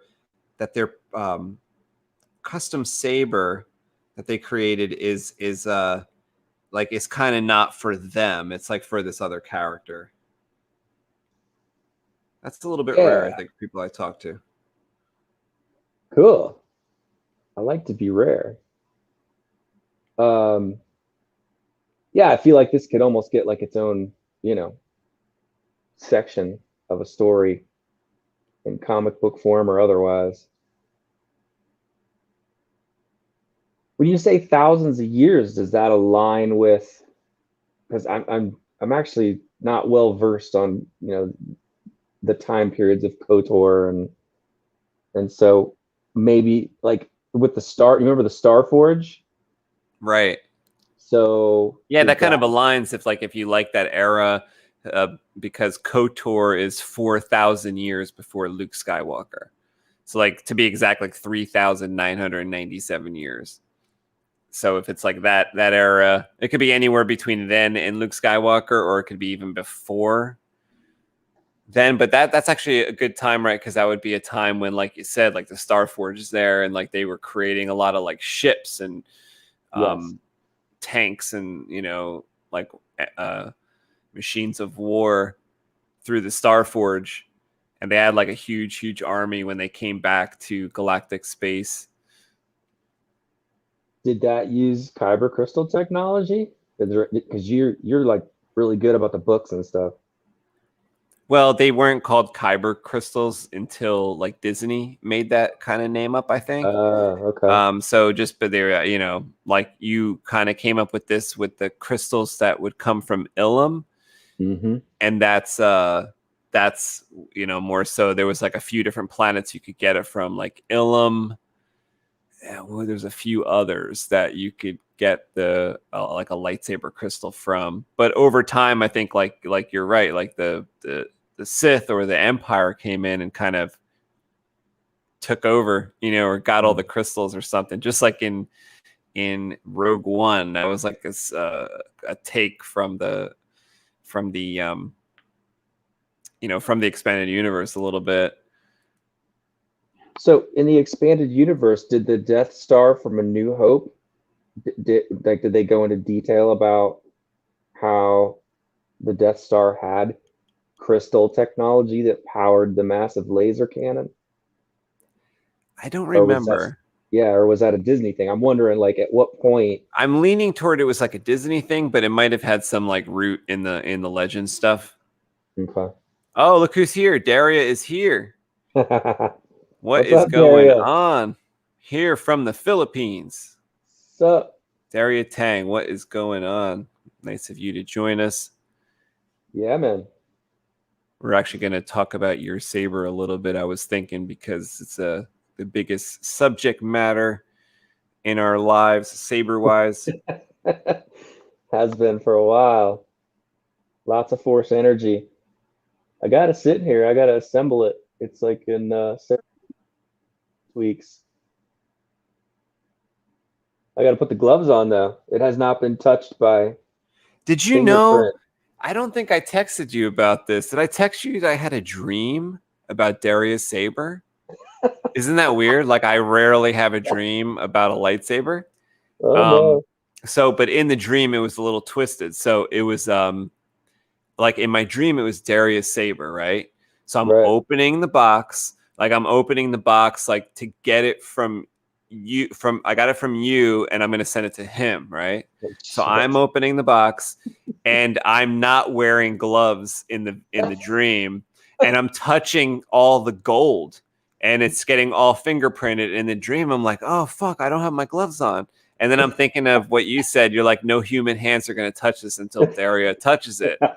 And I'm thinking, fuck, I fucked it up. But the weird part is, it wasn't the Skywalker lineage. It was a gold Qui-Gon. So maybe that kind of makes sense, though, because I have a Qui-Gon that's Daria's as well. So did I mix the two in my dream? It was a gold-plated Qui-Gon, but I covered it in fingerprints. And I was like, shit, I should have put my gloves on. Jedi Arms Dealer wanted me. But it was very clear in the dream. Like they say you don't dream in color, but I'm telling you, this shit was gold and it had like, the black and white reflections in it. And it had my fingerprints all over it. Like it was very real. But it was a Qui-Gon. It wasn't It wasn't his Skywalker lineage. So that's how dreams are twisted, you know. That's crazy. Yeah, Daria. Here, should I go put it together real quick, Space? It'll only take me like 30 seconds. Oh yeah, if it's sure. You want? I mean, Give him a preview. I don't know if you guys have seen it fully assembled with all the gold blingy bling going on. Right? Well, I guess I think I saw some pictures. All right, let me get the gloves. I just don't know if it was the new gold or the old gold. Because there's new gold, applied, I think last week, and it's much improved. Because before we had some rough bits that were, I mean, first of all of it is hard to detect, but just the fact that the Saber was becoming like kind of a masterwork. We wanted it to be as perfect as possible, and like Daria did too. So what we did was we sent it back to a gold plater, and they actually stripped it down. They stripped down the part of the lightsaber, Skywalker lineage lightsaber from Sabercraft, really awesome hilt, and they stripped down an already nice gold job, 24 karat gold. But it wasn't perfect. It was like a 93 or something, something like that. Maybe like it was like a 90 or a 93. I thought it was pretty good for a saber, especially on aluminum. I already knew aluminum was hard to adhere any plating to. So the fact that it was pretty nice and gold, I thought it was very good for a saber. And then Jedi Arms Dealer was doing such amazing things with it. We decided, you know what? Let's try to do the gold even better. So he brought it to a local guy that he's near, I think, and they replated it probably up to a standard of a 96 or so.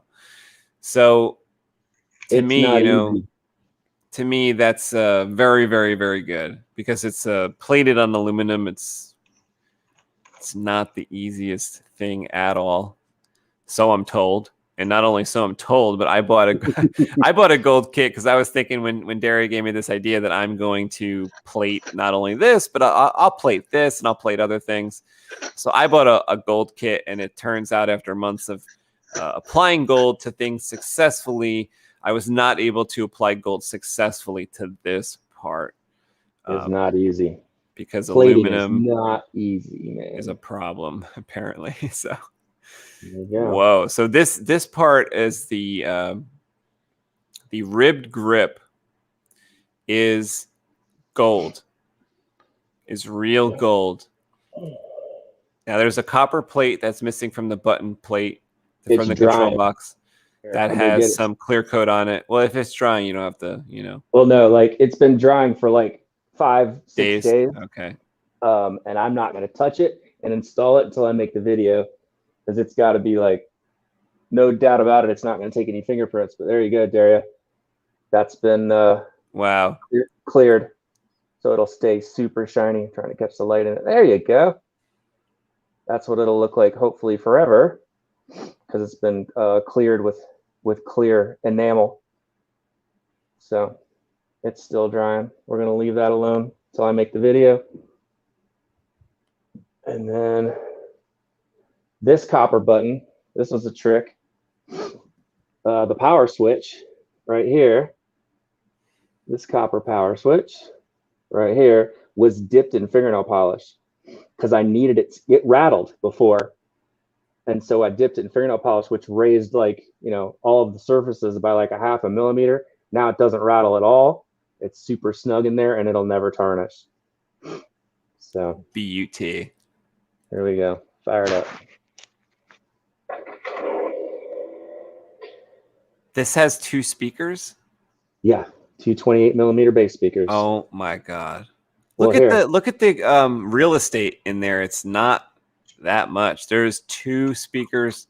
I think only Jedi Arms Dealer could make that happen. That was all kinds of crazy fun. So there's your crystal chamber. I think they're back to back too. So that's the same setup he has in his Illumos. And if I'm not mistaken, that is like making it the loudest thing on the block. So there's 128 mil. And there's the crystal chamber. I don't know how clear that is. Well, I like how there's a resonance portion too that you left, because that's going to make it sound great.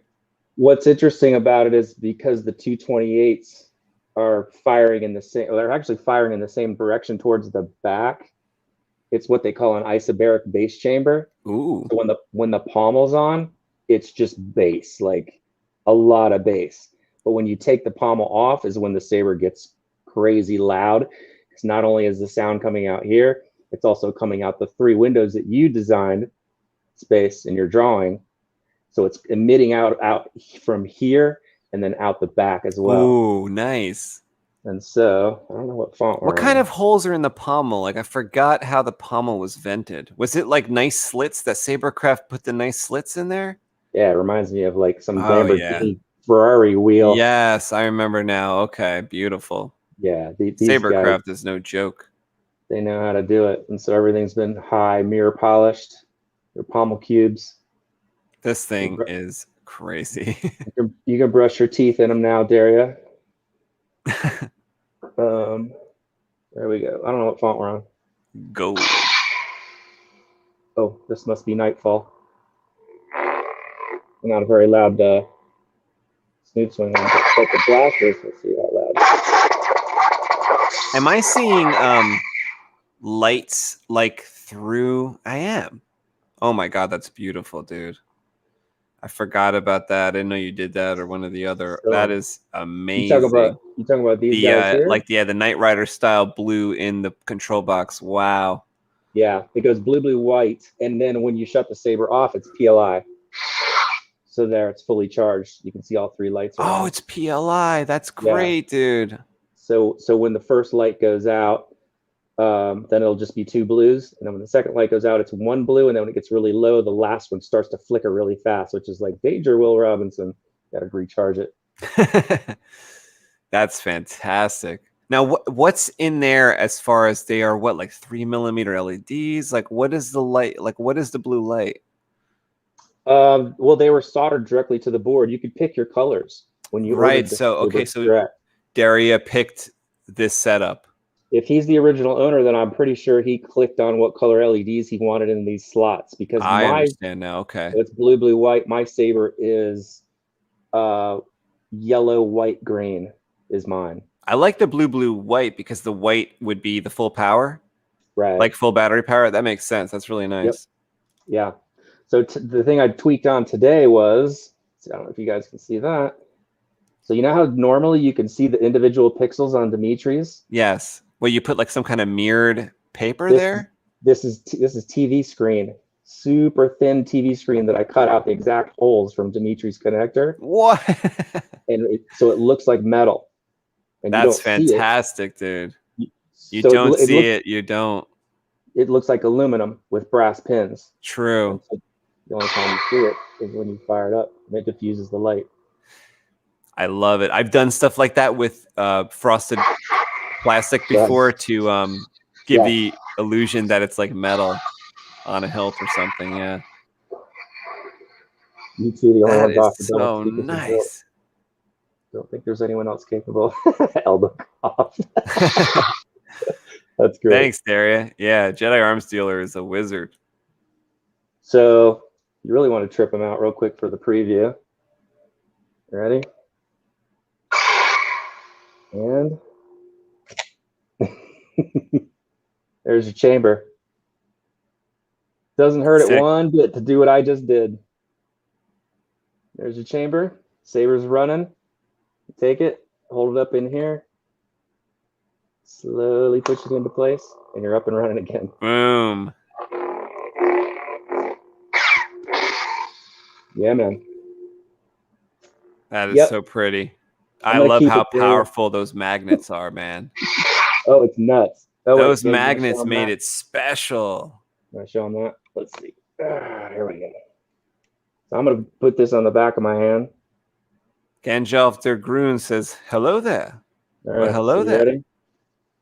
There we go. Closer, closer. And the force will take over any second. There you go. Whoa. Amazing lightsaber.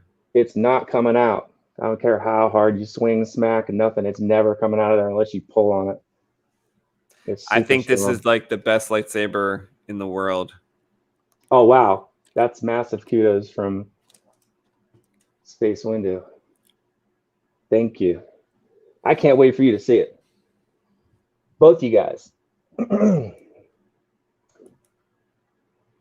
And we're up to, I think I told Daria, I added another font, Daria, because the grayscale guy keeps coming out with a new one every month. I like his. I Yes. like his. I downloaded like 3 of them. So beautiful. I like Crispity is my favorite one. I like Crispity's ignition, like delay. It's like delayed. Right? It's pretty cool. Should I open up the front half? I don't know. I have my Crispity set to blue on my saber. Yeah. It is, and all of them are just wicked sounding. It's like the dubstep of saber fonts or something. Yeah, it is. It is. That's what it reminds me of. It's good stuff. I don't know how much I should give away. How clear is this, Space? It's not very clear. It's blurry. So no one sees anything. Yeah, we're gonna open this up then. Not that many people watch my live stream, so I don't think many people will see. No, I'm trying to keep it a secret from Daria because. Oh well, Daria is here. I know. I'm just kidding. Like, he already told me he's gonna cook up a steak and the full Monty and just sit back. Well, and, there's just so many features to this saber that I know even if you give a couple away, there's like literally 80 features to this saber that Jedi Arms Dealer built in. So if he gives away 2 or 3, there's like so many things going on in the saber. It took literally years to make this happen, but it's amazing. So there's how pretty that is. Completely redone interior, all metal. Yeah. This one. So I know a secret about it. There's your lights right there. And there's other lights too. I know secrets.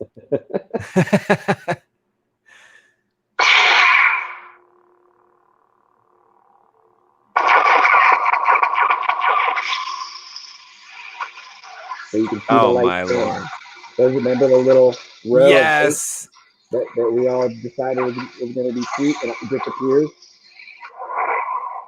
It disappears under the gold. Like yeah, like it only is shown in this reveal mode. Yeah. Oh, Felicia asks a good question. I don't know this answer, so I'll find out. How heavy is it with the magnets, the gold plating, the double speakers, the entire hilt? Very. I have not weighed it. I should do that. But probably not as heavy as like I spoke about my JQ Qui-Gon that was first of all is made of steel and then chrome plated, and you know how much material's on a Qui-Gon because of the up and down of the grips, the scalloped grips. Now that was very heavy. I would say the saber was I don't know. I think it was 5 pounds. Like that was my guess. Wow. I'm gonna guess it was almost 5 pounds. You know, that is heavy. But this, I don't think it could be like that. This, you know, although there's a lot to it, I would say it's probably not 5 pounds. Let me get to. Because I have some like hand weights. Like one is like 1 pound, 2 pound. I have 3 pound, 5 pound. Maybe this is like in the 3. I am a jet. The force is here. Is the die. So this is Rob Peckow's tie font. Did such a good job on it. So this is like one of my favorite. Well, here's the problem here, Felicia. Okay. I stopped drawing because of this, so I'm just watching this. Sorry, so no drawing is happening right now. I'm watching. Stop drawing. Because it's such beautiful work on this saber that I just stopped everything I'm doing and I'm looking at the screen now. So when I was a kid, I think one of my favorite scenes was in A New Hope when they're in the Falcon and they're like in the gunner chairs, Uh-huh. right? And so I had to do this. This is like candy for me. There's your tie. Right? So you're surrounded by TIE fighters, right? And so here we go. And then you shoot them? Yeah. Music. Oh!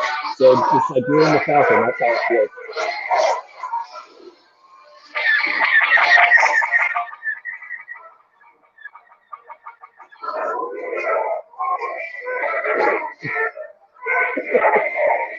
Stereo.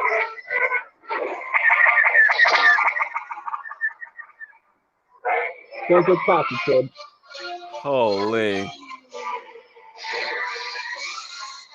This has so many blinking lights on it and stuff. It's like a spaceship. Yeah, this one was fun. Absolutely fun. Oh, thanks, Manda. Oh, see, So there you they go, they Daria. they agree with me. They would stop drawing too. They I'm gonna they put it can't away help so but you can start look. drawing. They Gonna can't put help it but away. look at that saber. Oh my god. That's amazing. Every time I like put it together, I'm so freaking weirded out. Like, be so careful. Wow. I loved it when you turned it on. There was so many lights. So many. The machining on this is just so beautiful from Sabercraft. I'm just blown away. But I'll give you one more Oh, after she goes back together. this is amazing. And so this is another part that I love about it, Space. Snug that part down. And so you grab here, and then you unscrew. You unscrew the. What do we see under there? The thin neck. Yeah, that's what I was going to show you. So it's all super modular. Lots and lots of threads from Sabercraft. There's your connector there. All Look sunken at in. that. We've got milled, so that's sunken in flush in there. And then there's your. Oh, so your whole lens situation is above the lights? I'm confused. So here's the emitter. And there's the end of the chassis. Oh, there's almost two emitters. Yeah. I see. So that's now I understand more why the stock connector is made the way it is. Mm-hmm. Like you don't have to put them pins there because you did a different. No, wait, I'm confused again. Is there pins right there? Yes. So these pins mate. They touch the next one. A blade connector. That's all that is a blade connector. So when these two mate up, then it completes the circuit to here. So there's two stock connectors here. Correct. I'm confused. Yes. There is? Yep. Ready?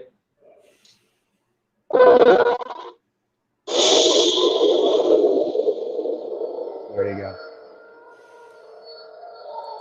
go. Unfiltered plasma. Unfiltered. Wow. Powerful. Power. The power. Love it. Love it, dude. Amazing work. Tuesday, I'm supposed to start videoing because I'll have time to do it then. All right. Well. Crystal focus makes you stronger. That is a crystal focus inside Daria's lightsaber. You tell that slimy piece of worm-ridden filth. I think I meant to hit this one. Free us or die. There you go. This is how Daria feels about the saber. I need him.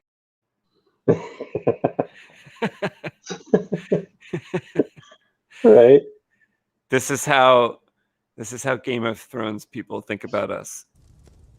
You're a Saber Talker. Listening to Saber Talkers makes me thirsty.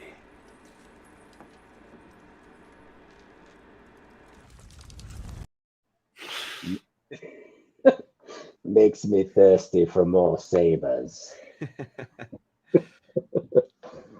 Put the gloves away. It was fun. That was an amazing treat. Yeah, I hadn't seen the, I saw some close-ups. I hadn't seen the entire shebang. That's amazing. Yeah, Tuesday's going to be all day videoing, and hopefully I get to some editing on the same day, but we'll see if I'm exhausted.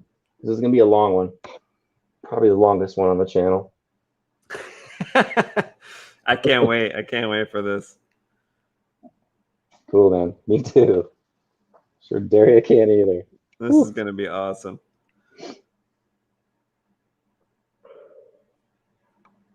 Because I think like what I'll do is like you make this like video display everything. I'll just make like a 5-minute video. I mean, I'm hoping it's 5 minutes, like just for the blade part of it. Yeah, I can't think wait. That'll work. Can't wait to see it with one of your blades. I think we're gonna do a KR pixel stick. I think that's gonna be brightest thing, and it's the brightest thing in the photon. Oh yeah, it produces like the most ridiculous. Is that 50/50s in there on the board? I forget. Yeah, the pixels. Yeah. John Cortez, what's going on, John? He says, a question for space: can you make a blade for Pox Store Qui-Gon? I'm sure I can. Is there something special about the emitter of a Pox Store Qui-Gon? I think it's if you just tell me the if it's a 1-inch or if it's a 7/8, I could probably go there and check it out. But all the blades are universal. But if I have to do something special, I could also do something special. Like for Daria's saber, I need to recess the. I think we're gonna see what I have to do. But something special has to be done. So if something special has to be done, then I could certainly do that. Windows says, you think the crystal has enough juice yet? Let me go check it out. Let's check it. If it does, you're going to see another special treat. John says, I believe it's a 1-inch. Yeah, it should be no problem at all, no matter what it is. But, if you think it's like if you have the saber already, if you think it's like especially tight and you need me to like sand it extra or something, you can put that in the notes on if you're ordering from Civilized Sabers or something, you could put it in the notes, sand it extra or whatever the special instructions I could certainly do. Oh, thanks so much, my friend. He says you can email me pictures. Awesome.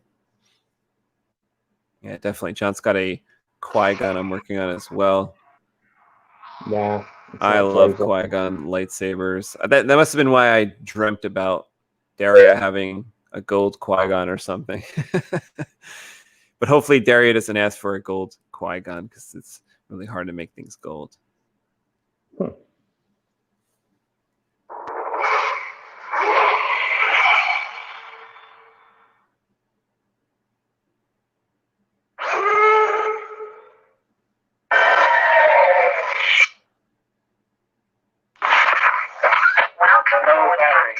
Yep. It's still saying low battery. Can you hear me okay, Space? Yeah. Do you think, like I have two different chargers. I have a 500 milliamp charger and I have a 1000. Now, do you think, like I was just thinking about the other day, I know it takes like so long, especially on my 21700 batteries. It takes so long to charge like a 21700 on my 500, my old style charger. But I was thinking the other day, do you think it's safer?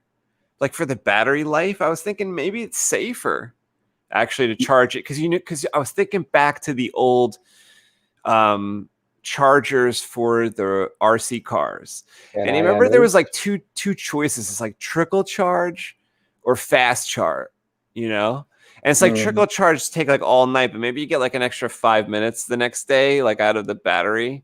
Whereas like if you trickle charge 15 minutes, like you can go out and play with it for 10 minutes, then you got to come back in, charge it again.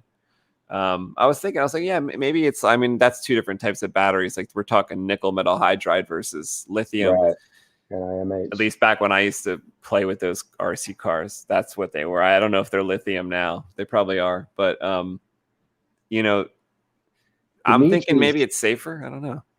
Yeah, Dimitri's philosophy has always been like, a good 1.5 amp charger is healthier for these bigger, high drain. Oh, really? Batteries. Yeah. Yep. Okay. Yeah, like that. Like and faster, because I know it's faster. Yeah, way faster. A matter of fact, I have a 1 amp charge circuit inside Daria's Hill, so it actually charges up pretty quickly with that 18650. I think it gets up to full charge in about 3 or 4 hours. Awesome. But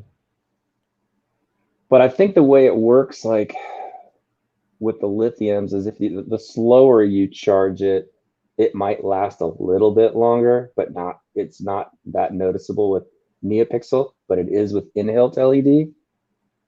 I was kind of meaning like the longevity of the battery more so. Right. Like the life of the battery. I didn't know if it was like healthier for the battery. I want to say Dimitri said it is if you use like a quality charger, not like, just the cheap 500 or, the cheap, 500 milliamp chargers type of thing, that it's better if you've got a quality charger that's like charging up at, 1 amp or 2 amps type of thing, that it should last longer as long as you're not like heating it up too much all the time, charging it too fast. I would think with the bigger batteries, like you're talking about, 1.5, 2 amps to 2 amps would be healthy. Because if that's true, I bet you it's also true.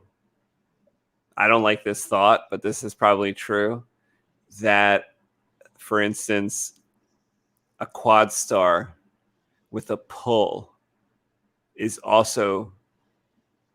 probably not the super healthiest thing for the battery. Like, so for, if it drains a lot faster, because we're talking like 400 LEDs with like, maybe that's not good either. I don't know. That's a good question. I think in terms of like, Tesla cars, they're, or maybe that's fine. Like, it's just like literal, like the literal working load. It's just the working load. It's fine. Mm-hmm. Like the car example, it's like, you step on the gas, whether you want to go like 100, which, or like fast in 3 seconds. Mm-hmm. I don't know if people are thinking of the battery life of that stuff when they're like stepping on the gas. No, because there's a jillion batteries underneath the car, a little tiny, I think they're 18650s all bundled up in there under the car in the battery pack. Because I watched a video on how they make those battery packs. I'm thinking about converting my car to electric. I want to do it. Converting your car? Yeah. How do you convert a car? They make conversion kits now for different model cars and stuff, where they sell you the motor mounts, and like, let's say you buy like, a big monster motor, electric motor, and then you just have to, there's tons of people out here in California doing it. There's actually a business. Do you put the batteries in your floor, or where do you put the batteries? Wherever they'll go. Usually they'll just remove the gas tank, and that's where they go, is where the gas tank used to be. Yeah, or sometimes they'll put them inside the gas. Like, I really like that idea, actually. I mean, if I had a cool car, I would really love that idea. I'd be like, if I don't want to like give up my cool car, we can convert this car. That sounds cool. Yeah, because like with my car, it's a 94 Mazda, and even though it's running great, I stored it in Michigan for 2 winters and did not know it was going to like start to crack some of the oil seals and stuff. So I'm kind of to a point where I'm like, do I do a motor swap? Because it'd just be too much money to tear the motor down and like do reseal the whole motor when it's got over 200,000 miles on it. So it's like, do I want to do a fresh motor swap, or do I want to convert it to electric? That's literally where I'm at with that car. I've been in love with cars before. If I still had my BMW, I would convert it to electric if I got that idea for sure. Which ones you have? I had a 2005 M3. Super nice, I thought. I'll never forget when I had one just smoke me all over the place on my motorcycle. I was like, what did you do to that car? You beat me on my GSXR 750. What the heck did you put in that car? It's like, it was unreal. Oh, I got a chip in here and a nitrous tank. And I'm just like, oh, okay. Oh my God. Yeah, I'd never seen anything like it before. It's hard to beat a motorcycle. Definitely. A motorcycle's, for the longest time been like 0 to 60 in 2 seconds. Exactly. Whereas like it's taking cars like forever to get to that level. Mm-hmm. And only the most elite cars, like the most elite Porsche, can do like 2.5 seconds, whatever. Whereas like, so many bikes can do it. Yeah. It wasn't quite a 0 to 60 thing. We were already doing about 30 miles an hour. And then all of a sudden he just floored it and it just started pulling away. And no matter how much I downshifted, I couldn't catch back up. I was like, what is under the hood of that thing? You got to show me. Yeah, BMWs are crazy. I see you extended the grips? Well, yeah, because it looked like when you showed me the pommel that there wasn't any, like it goes right to the arch, right? It goes right to the angle. Yep. But actually, how far do they extend up? Do you think they'd be beyond his finger? I don't think so, right? There you go. Let me make your screen bigger so I could see.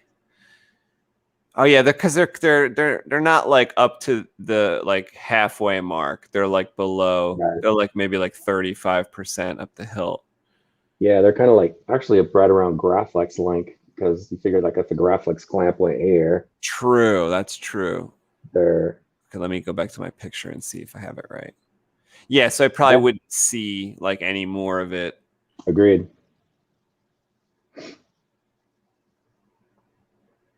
Yep, he's got some big old fingers. The claw. But I always tell Kevin he's got fat fingers. Dude, I can't. The detail he's got wrinkles up in his knuckles and everything, man. Insane. Let's see. Oh yeah, let me pull up your screen so I could get a close look at that. Facets. Oh yeah, so it's like 1, 2, 3. It's like visible on a side.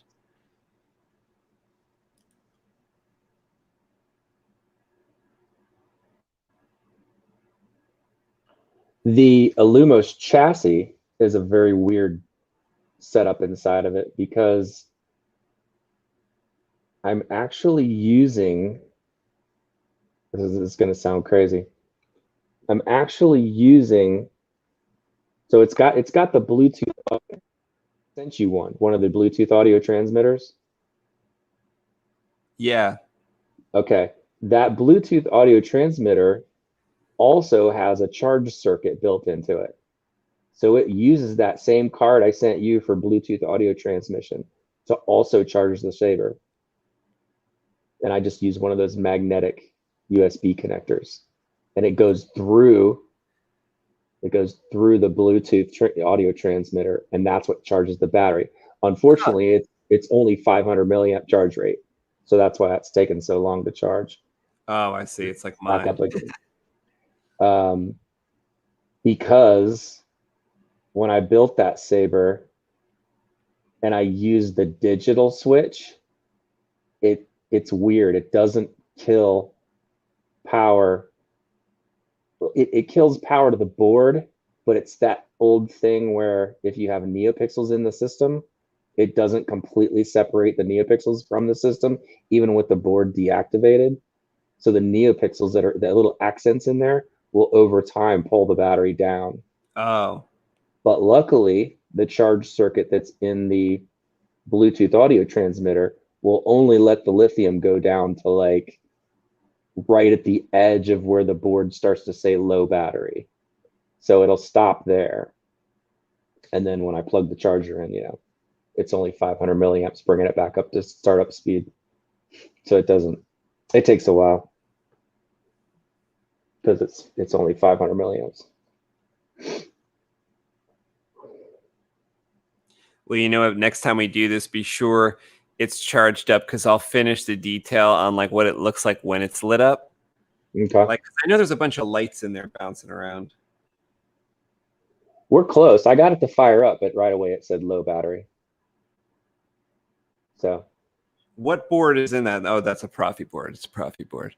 Yeah. Does that operate on low battery for any length of time? I forget how my Profi works, because I am always charging mine, I think, because like this Saber right here that I have, that where's my camera?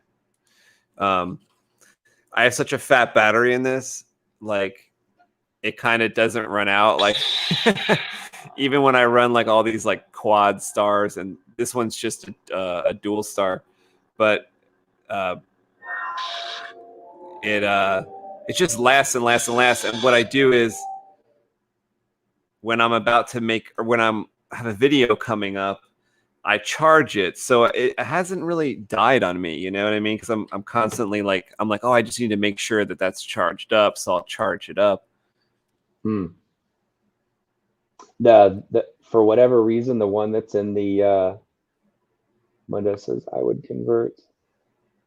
Mundo's got a cool car he wants to convert. Oh, I see what you see. Or truck. Maybe you could put, like, if you have a pickup truck, you could fill up the back with batteries and like travel 650 miles. Put a propeller on the back and go to Hawaii. Heck yeah. I agree, Mundo. I'm seriously considering it, but it's a lot of work versus just doing an engine swap. But yeah, if I could get like a Tesla style motor in there, oh my God, I'd be so happy. What was I going to say? Oh, you're asking about the low battery message. For whatever reason, on that older 1.5 board, it just keeps repeating over and over again. It drives, it'll run, but it'll drive you crazy. So I'll give it another like 10, 15, and I'll go grab it.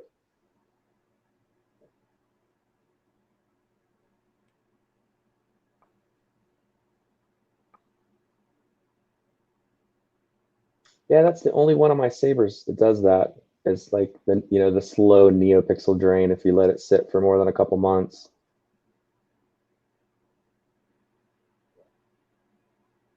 Knock on wood, my like older tech Sabers always seem to come on when I, like my Crystal Focus LS type stuff. It sits there for like a year sometimes, and then I go to it, like a couple Sabers like that.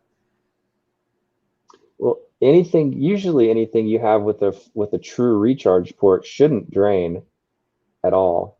Oh. Because you're cutting the negative, right? Yeah. Yeah. Whereas I think on this setup, because I use that digital switch, it runs off. And so there's a little tiny bit of NeoPixel bleed, even with the blade out, because it's got accents directly wired into the system. So it's just the nature of that Saber. It always comes right back to life, but if I let it sit for more than a couple months, it's like low battery.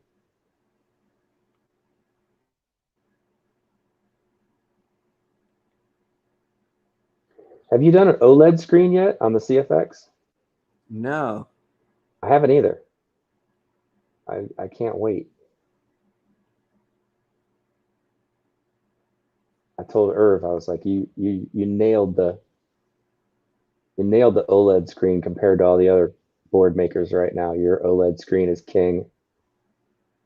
Well, in that graphics design I sent to you, that was a possibility. I think we had I think on one of those drawings there was like an OLED screen, because I was thinking if it was like a Graphics from the future, the clamp card would be a display instead of a clamp card. So, but it would display a clamp card.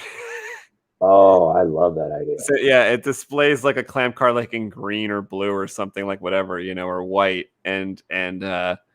but it's great. not really a clamp card. Like it could display anything obviously if it's a screen. That'd be cool though, because you could have all the different types of clamp cards, like from all the different Right. characters. Right. And you could even Wow. make it look like a bubble strip. Just have it display a bubble strip if you want it to look like a Yes. bubble strip. Totally. I don't think anyone's done that yet. I've So seen we it where they'll put it inside a crystal chamber, like a simple one, and then they do the little graphic that has the spinny crystal. It actually looks pretty weird. Like it looks like I there's a think I've crystal. seen that. Yeah. Yeah. On Herb's board, it looks like there's like a crystal just sitting there spinning inside like a dark. If you've got like a simple kind of recessed dark crystal chamber, where it's cool. Digital spinning crystal.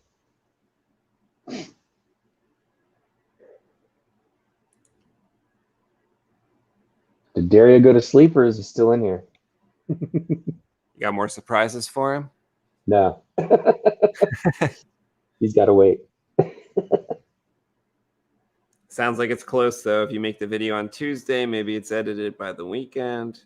Yeah, that's kind of what I'm thinking. I want to take my time with it and maybe do some type of labeling of the different sections of the video and stuff just so you can Put some time markers.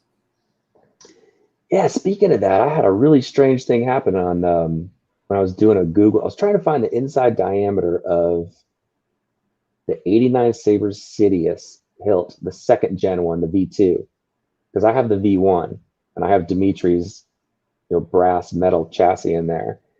And the weirdest thing happened that I've never seen happen before. Maybe you know something about this.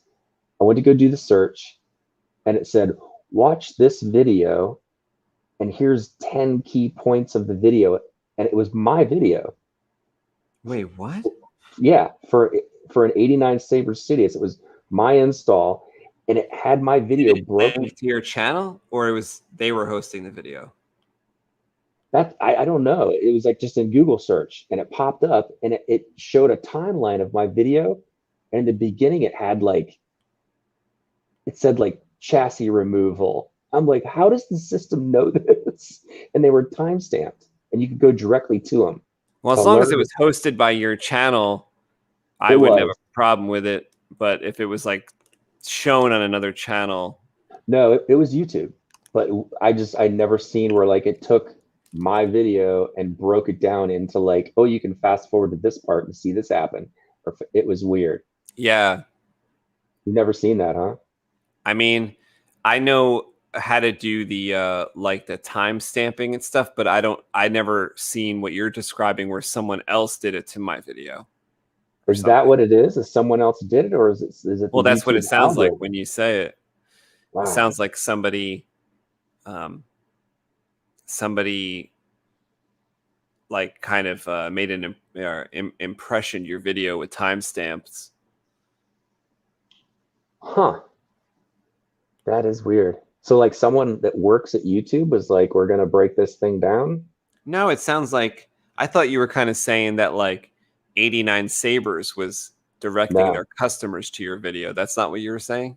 No, it came up in like, you know how videos will come up when you do subject or whatever. It was my YouTube video and you could click on the timeline and it had them labeled. Like, that's odd. No, yeah, I don't know. No, I don't understand that at all. It was very weird. It said intro, and then it was like case, which was the Saber case at the beginning. I was like, how did this happen? I didn't do this. Sounds like something like somebody did, like almost like wiki, like when you can go in and change like the description of something. Like sounds like somebody had some time on their hands, maybe went in there and time. Very weird. But no, I clicked on it. And it took me to YouTube. But like to your YouTube. Yeah.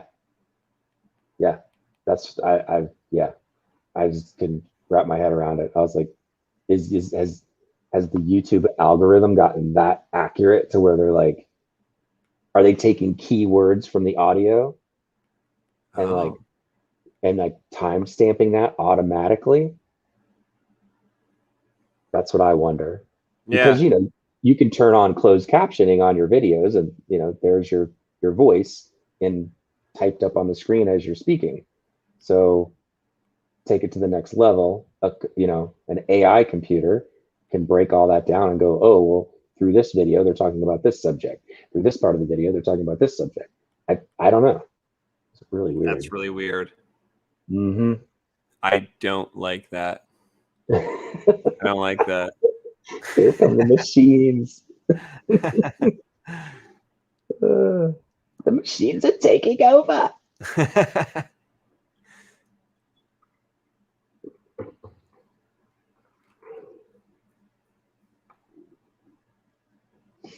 Speaking of the machines, that looks like a mean. That's a mean probe, right? Jeez. That looks like the one that was trying to rebuild Darth Vader.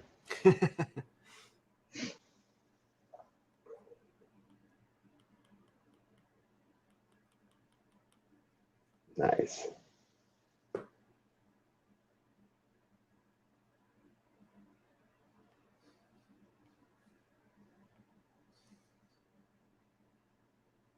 See if I could figure out how to get this into get the iPad image in through the way I was trying before the show started. I could play music like while I do this, but the way I ended up pulling it in, this way I can't play music. Oh, yeah, Mundo says Vader probe. Absolutely.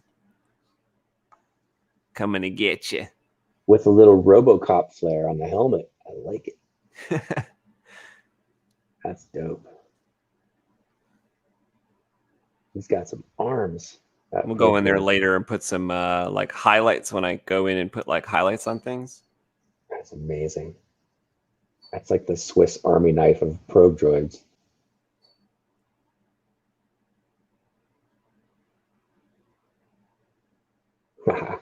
I love that Mundo's still up in here with us, watching him gone.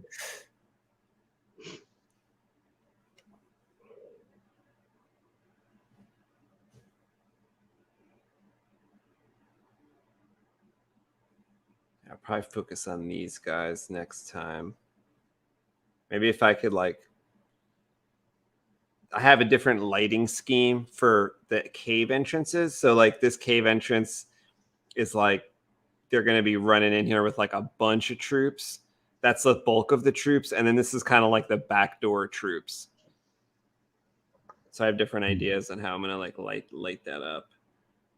And, you know, some lights are going to be reflecting off like if someone's shooting like a laser bolt. I'll have someone shooting like a couple laser bolts in the air and flames. Flamethrower.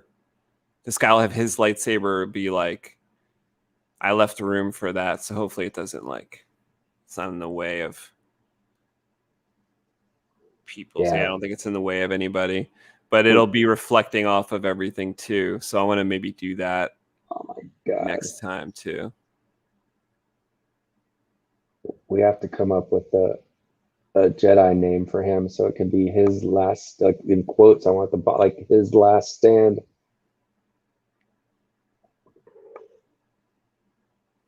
Yeah, we got to think of something cool. Mm-hmm. Maybe he's got a Jedi title like that doesn't exist anymore. Like, you know how there used to be like in the KOTOR age, there's like Jedi battle masters. They teach people how to fight. Yeah. And maybe there was something like a crystal, you know, something like a protector of the crystal caves, but some kind of cool name, kind of cool name for that. Like a sentry type of name. Yeah. Agreed. Like Crystal Sentinel Guardian or something. I don't know, something. Probably not Kyber though. Unless you think that this is like in relation to like the Disney canon. I think that kind of came about later. I think I'd have to look into it more. Nah, this drawing is way too cool for any Disney canon shit. Sorry. Yeah, Disney. They don't really place like, they haven't mentioned KOTOR too much. Like when I thought they were going to go back to KOTOR, they went to what they're calling the High Republic, which is really like the look and feel of it is KOTOR, but they just wanted like Yoda to be there and stuff for some reason. So they just said, "Oh, it's only 200 years before Luke." It's like, well, I don't know, that's not far enough back, in my opinion. You know, we want to. It's more interesting if you go farther back, because they even said in certain times, right, that like, or at least in the expanded universe stuff, that like Yoda, or no, they said it in the movie, I think, where they were like, it's been like 1,000 years since we've seen like a Sith or whatever. So I think you kind of break that canon, because in the High Republic comics, there's people running around with like red lightsabers and stuff. So I'm like, well, they're not Sith though. Like, what are? Because you said in the movie that there hasn't been Sith for 1,000 years, but they're running around apparently. Right. Yeah. That's silly. Mm-hmm. Yeah, it never made sense to me either. That's why like that threat is just like, you could have a story there. You could have a story in that like time frame, but it shouldn't involve like, you know, them fighting like Sith or other like lightsaber wielding people. I kind of think that just didn't, like, you're in a time frame where that just didn't happen, you know. Right.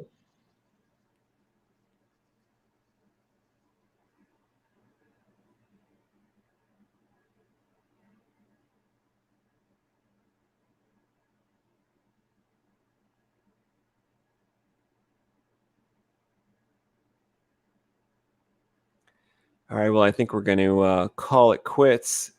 It's like 3 a.m. here on the East Coast. What does Mundo say here? Are the troops called Crimson Company? What is that faction? Yeah, maybe. But it's like, I imagine these troops in this drawing, you know how like we saw Crimson Guards near Palpatine?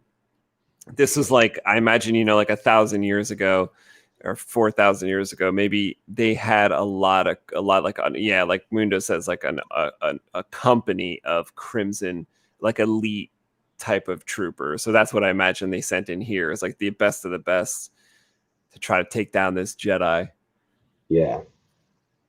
They're going to need it. All right, guys. Well, thanks for taking part in the live stream tonight. We had a great time, and I love seeing the progress on Daria's finished piece and everything that Jedi Armstealer was showing us from his collection. That was crazy. Daria's thing is just blowing me away. Just unbelievable. Can't wait to see that. If you aren't subscribed to Jedi Armstealer, make sure you go over there and subscribe, because that video from Daria's gold-plated Sabercraft lightsaber is going to be up. It sounds like in a week or two. So make sure you're subscribed to Jedi Armstealer. Felicia Marie, thank you so much for being here. Mundo, awesome to see you. John Cortez. See anybody else that was watching? Daria came by to check out his awesome lightsaber. That was crazy. He's probably he probably passed out from over exhaustion, over eye candy exhaustion when he saw that. That's funny. I wonder when he bowed out. That's great. It might be late there. I don't know. Philippines. But we will come back and we will complete this drawing. Maybe work on it some more, a couple more streams. It'll probably take. Amazing. And when we next talk, we'll probably have maybe Dario will have received his saber. It'll most certainly be probably shipped off to him, and we could talk about that. Talk about the video that Jedi Armstealer made for it. Talk about stuff that we're coming out with in the future. Yeah, man. It's gonna be a lot of fun. Got a lot of stuff. Space, don't forget your gloves. Thank you. I won't. I gotta fight what happened in the dream, because in the dream I got fingerprints all over the gold plating. Got to make sure I do not do that when I open the box. That's so funny. I was telling myself day before yesterday, I was like, you know what? I think I'm gonna wrap that saber in the gloves I send it with. So Yeah. when you unpack it, it's gonna be wrapped in white cotton gloves. Yeah, well, when JB Kuma transports his sabers, he puts them in socks. He says it's perfect. That is great. That's hilarious. Someone sent me some socks. Oh, wait. Mundo has a name choice for your Wampa Beast, Wamsur. Wamsur. That's pretty cool. Pretty cool name. That is a very cool name. Yeah, it's like the king of the Wampas. Wamsur. I like that a lot. Do you know how every like creature, I think we talked about this last time, like every like alien race had a Jedi at some point or another. Like there's a Wookiee Jedi, there's an Ithorian Jedi, there's, you know, probably a Bothan Jedi at some point. There's always a Jedi version of an intelligent species. So who knows, it could be like an intelligent Wampa sect or species, and they have this Jedi at some point, and he's pretty important. Obviously, he was in charge of guarding the crystal caves. Yeah, kept many a Sith from getting a hold of the precious commodity to the Jedi. That's important stuff. Freaking huge. I kind of feel sorry for him because it looks like he's gonna get his ass kicked.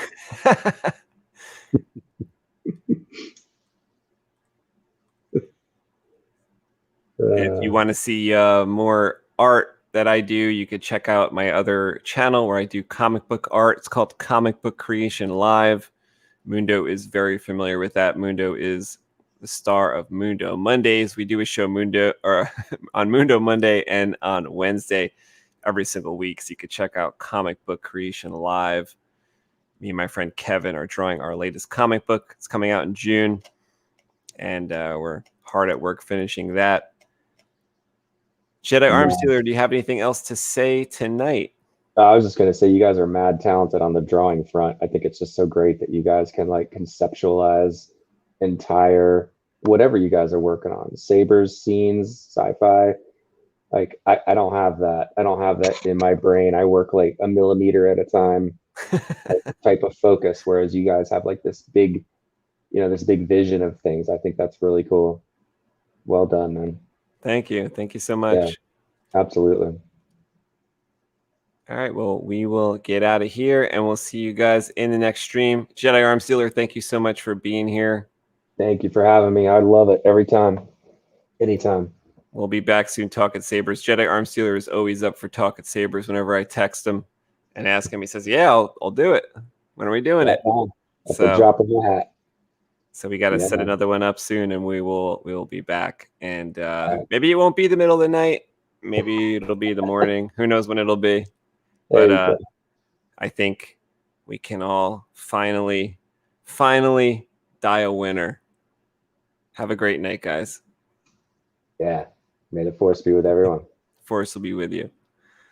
Peace out. It took me my whole life, but I'm gonna die a winner.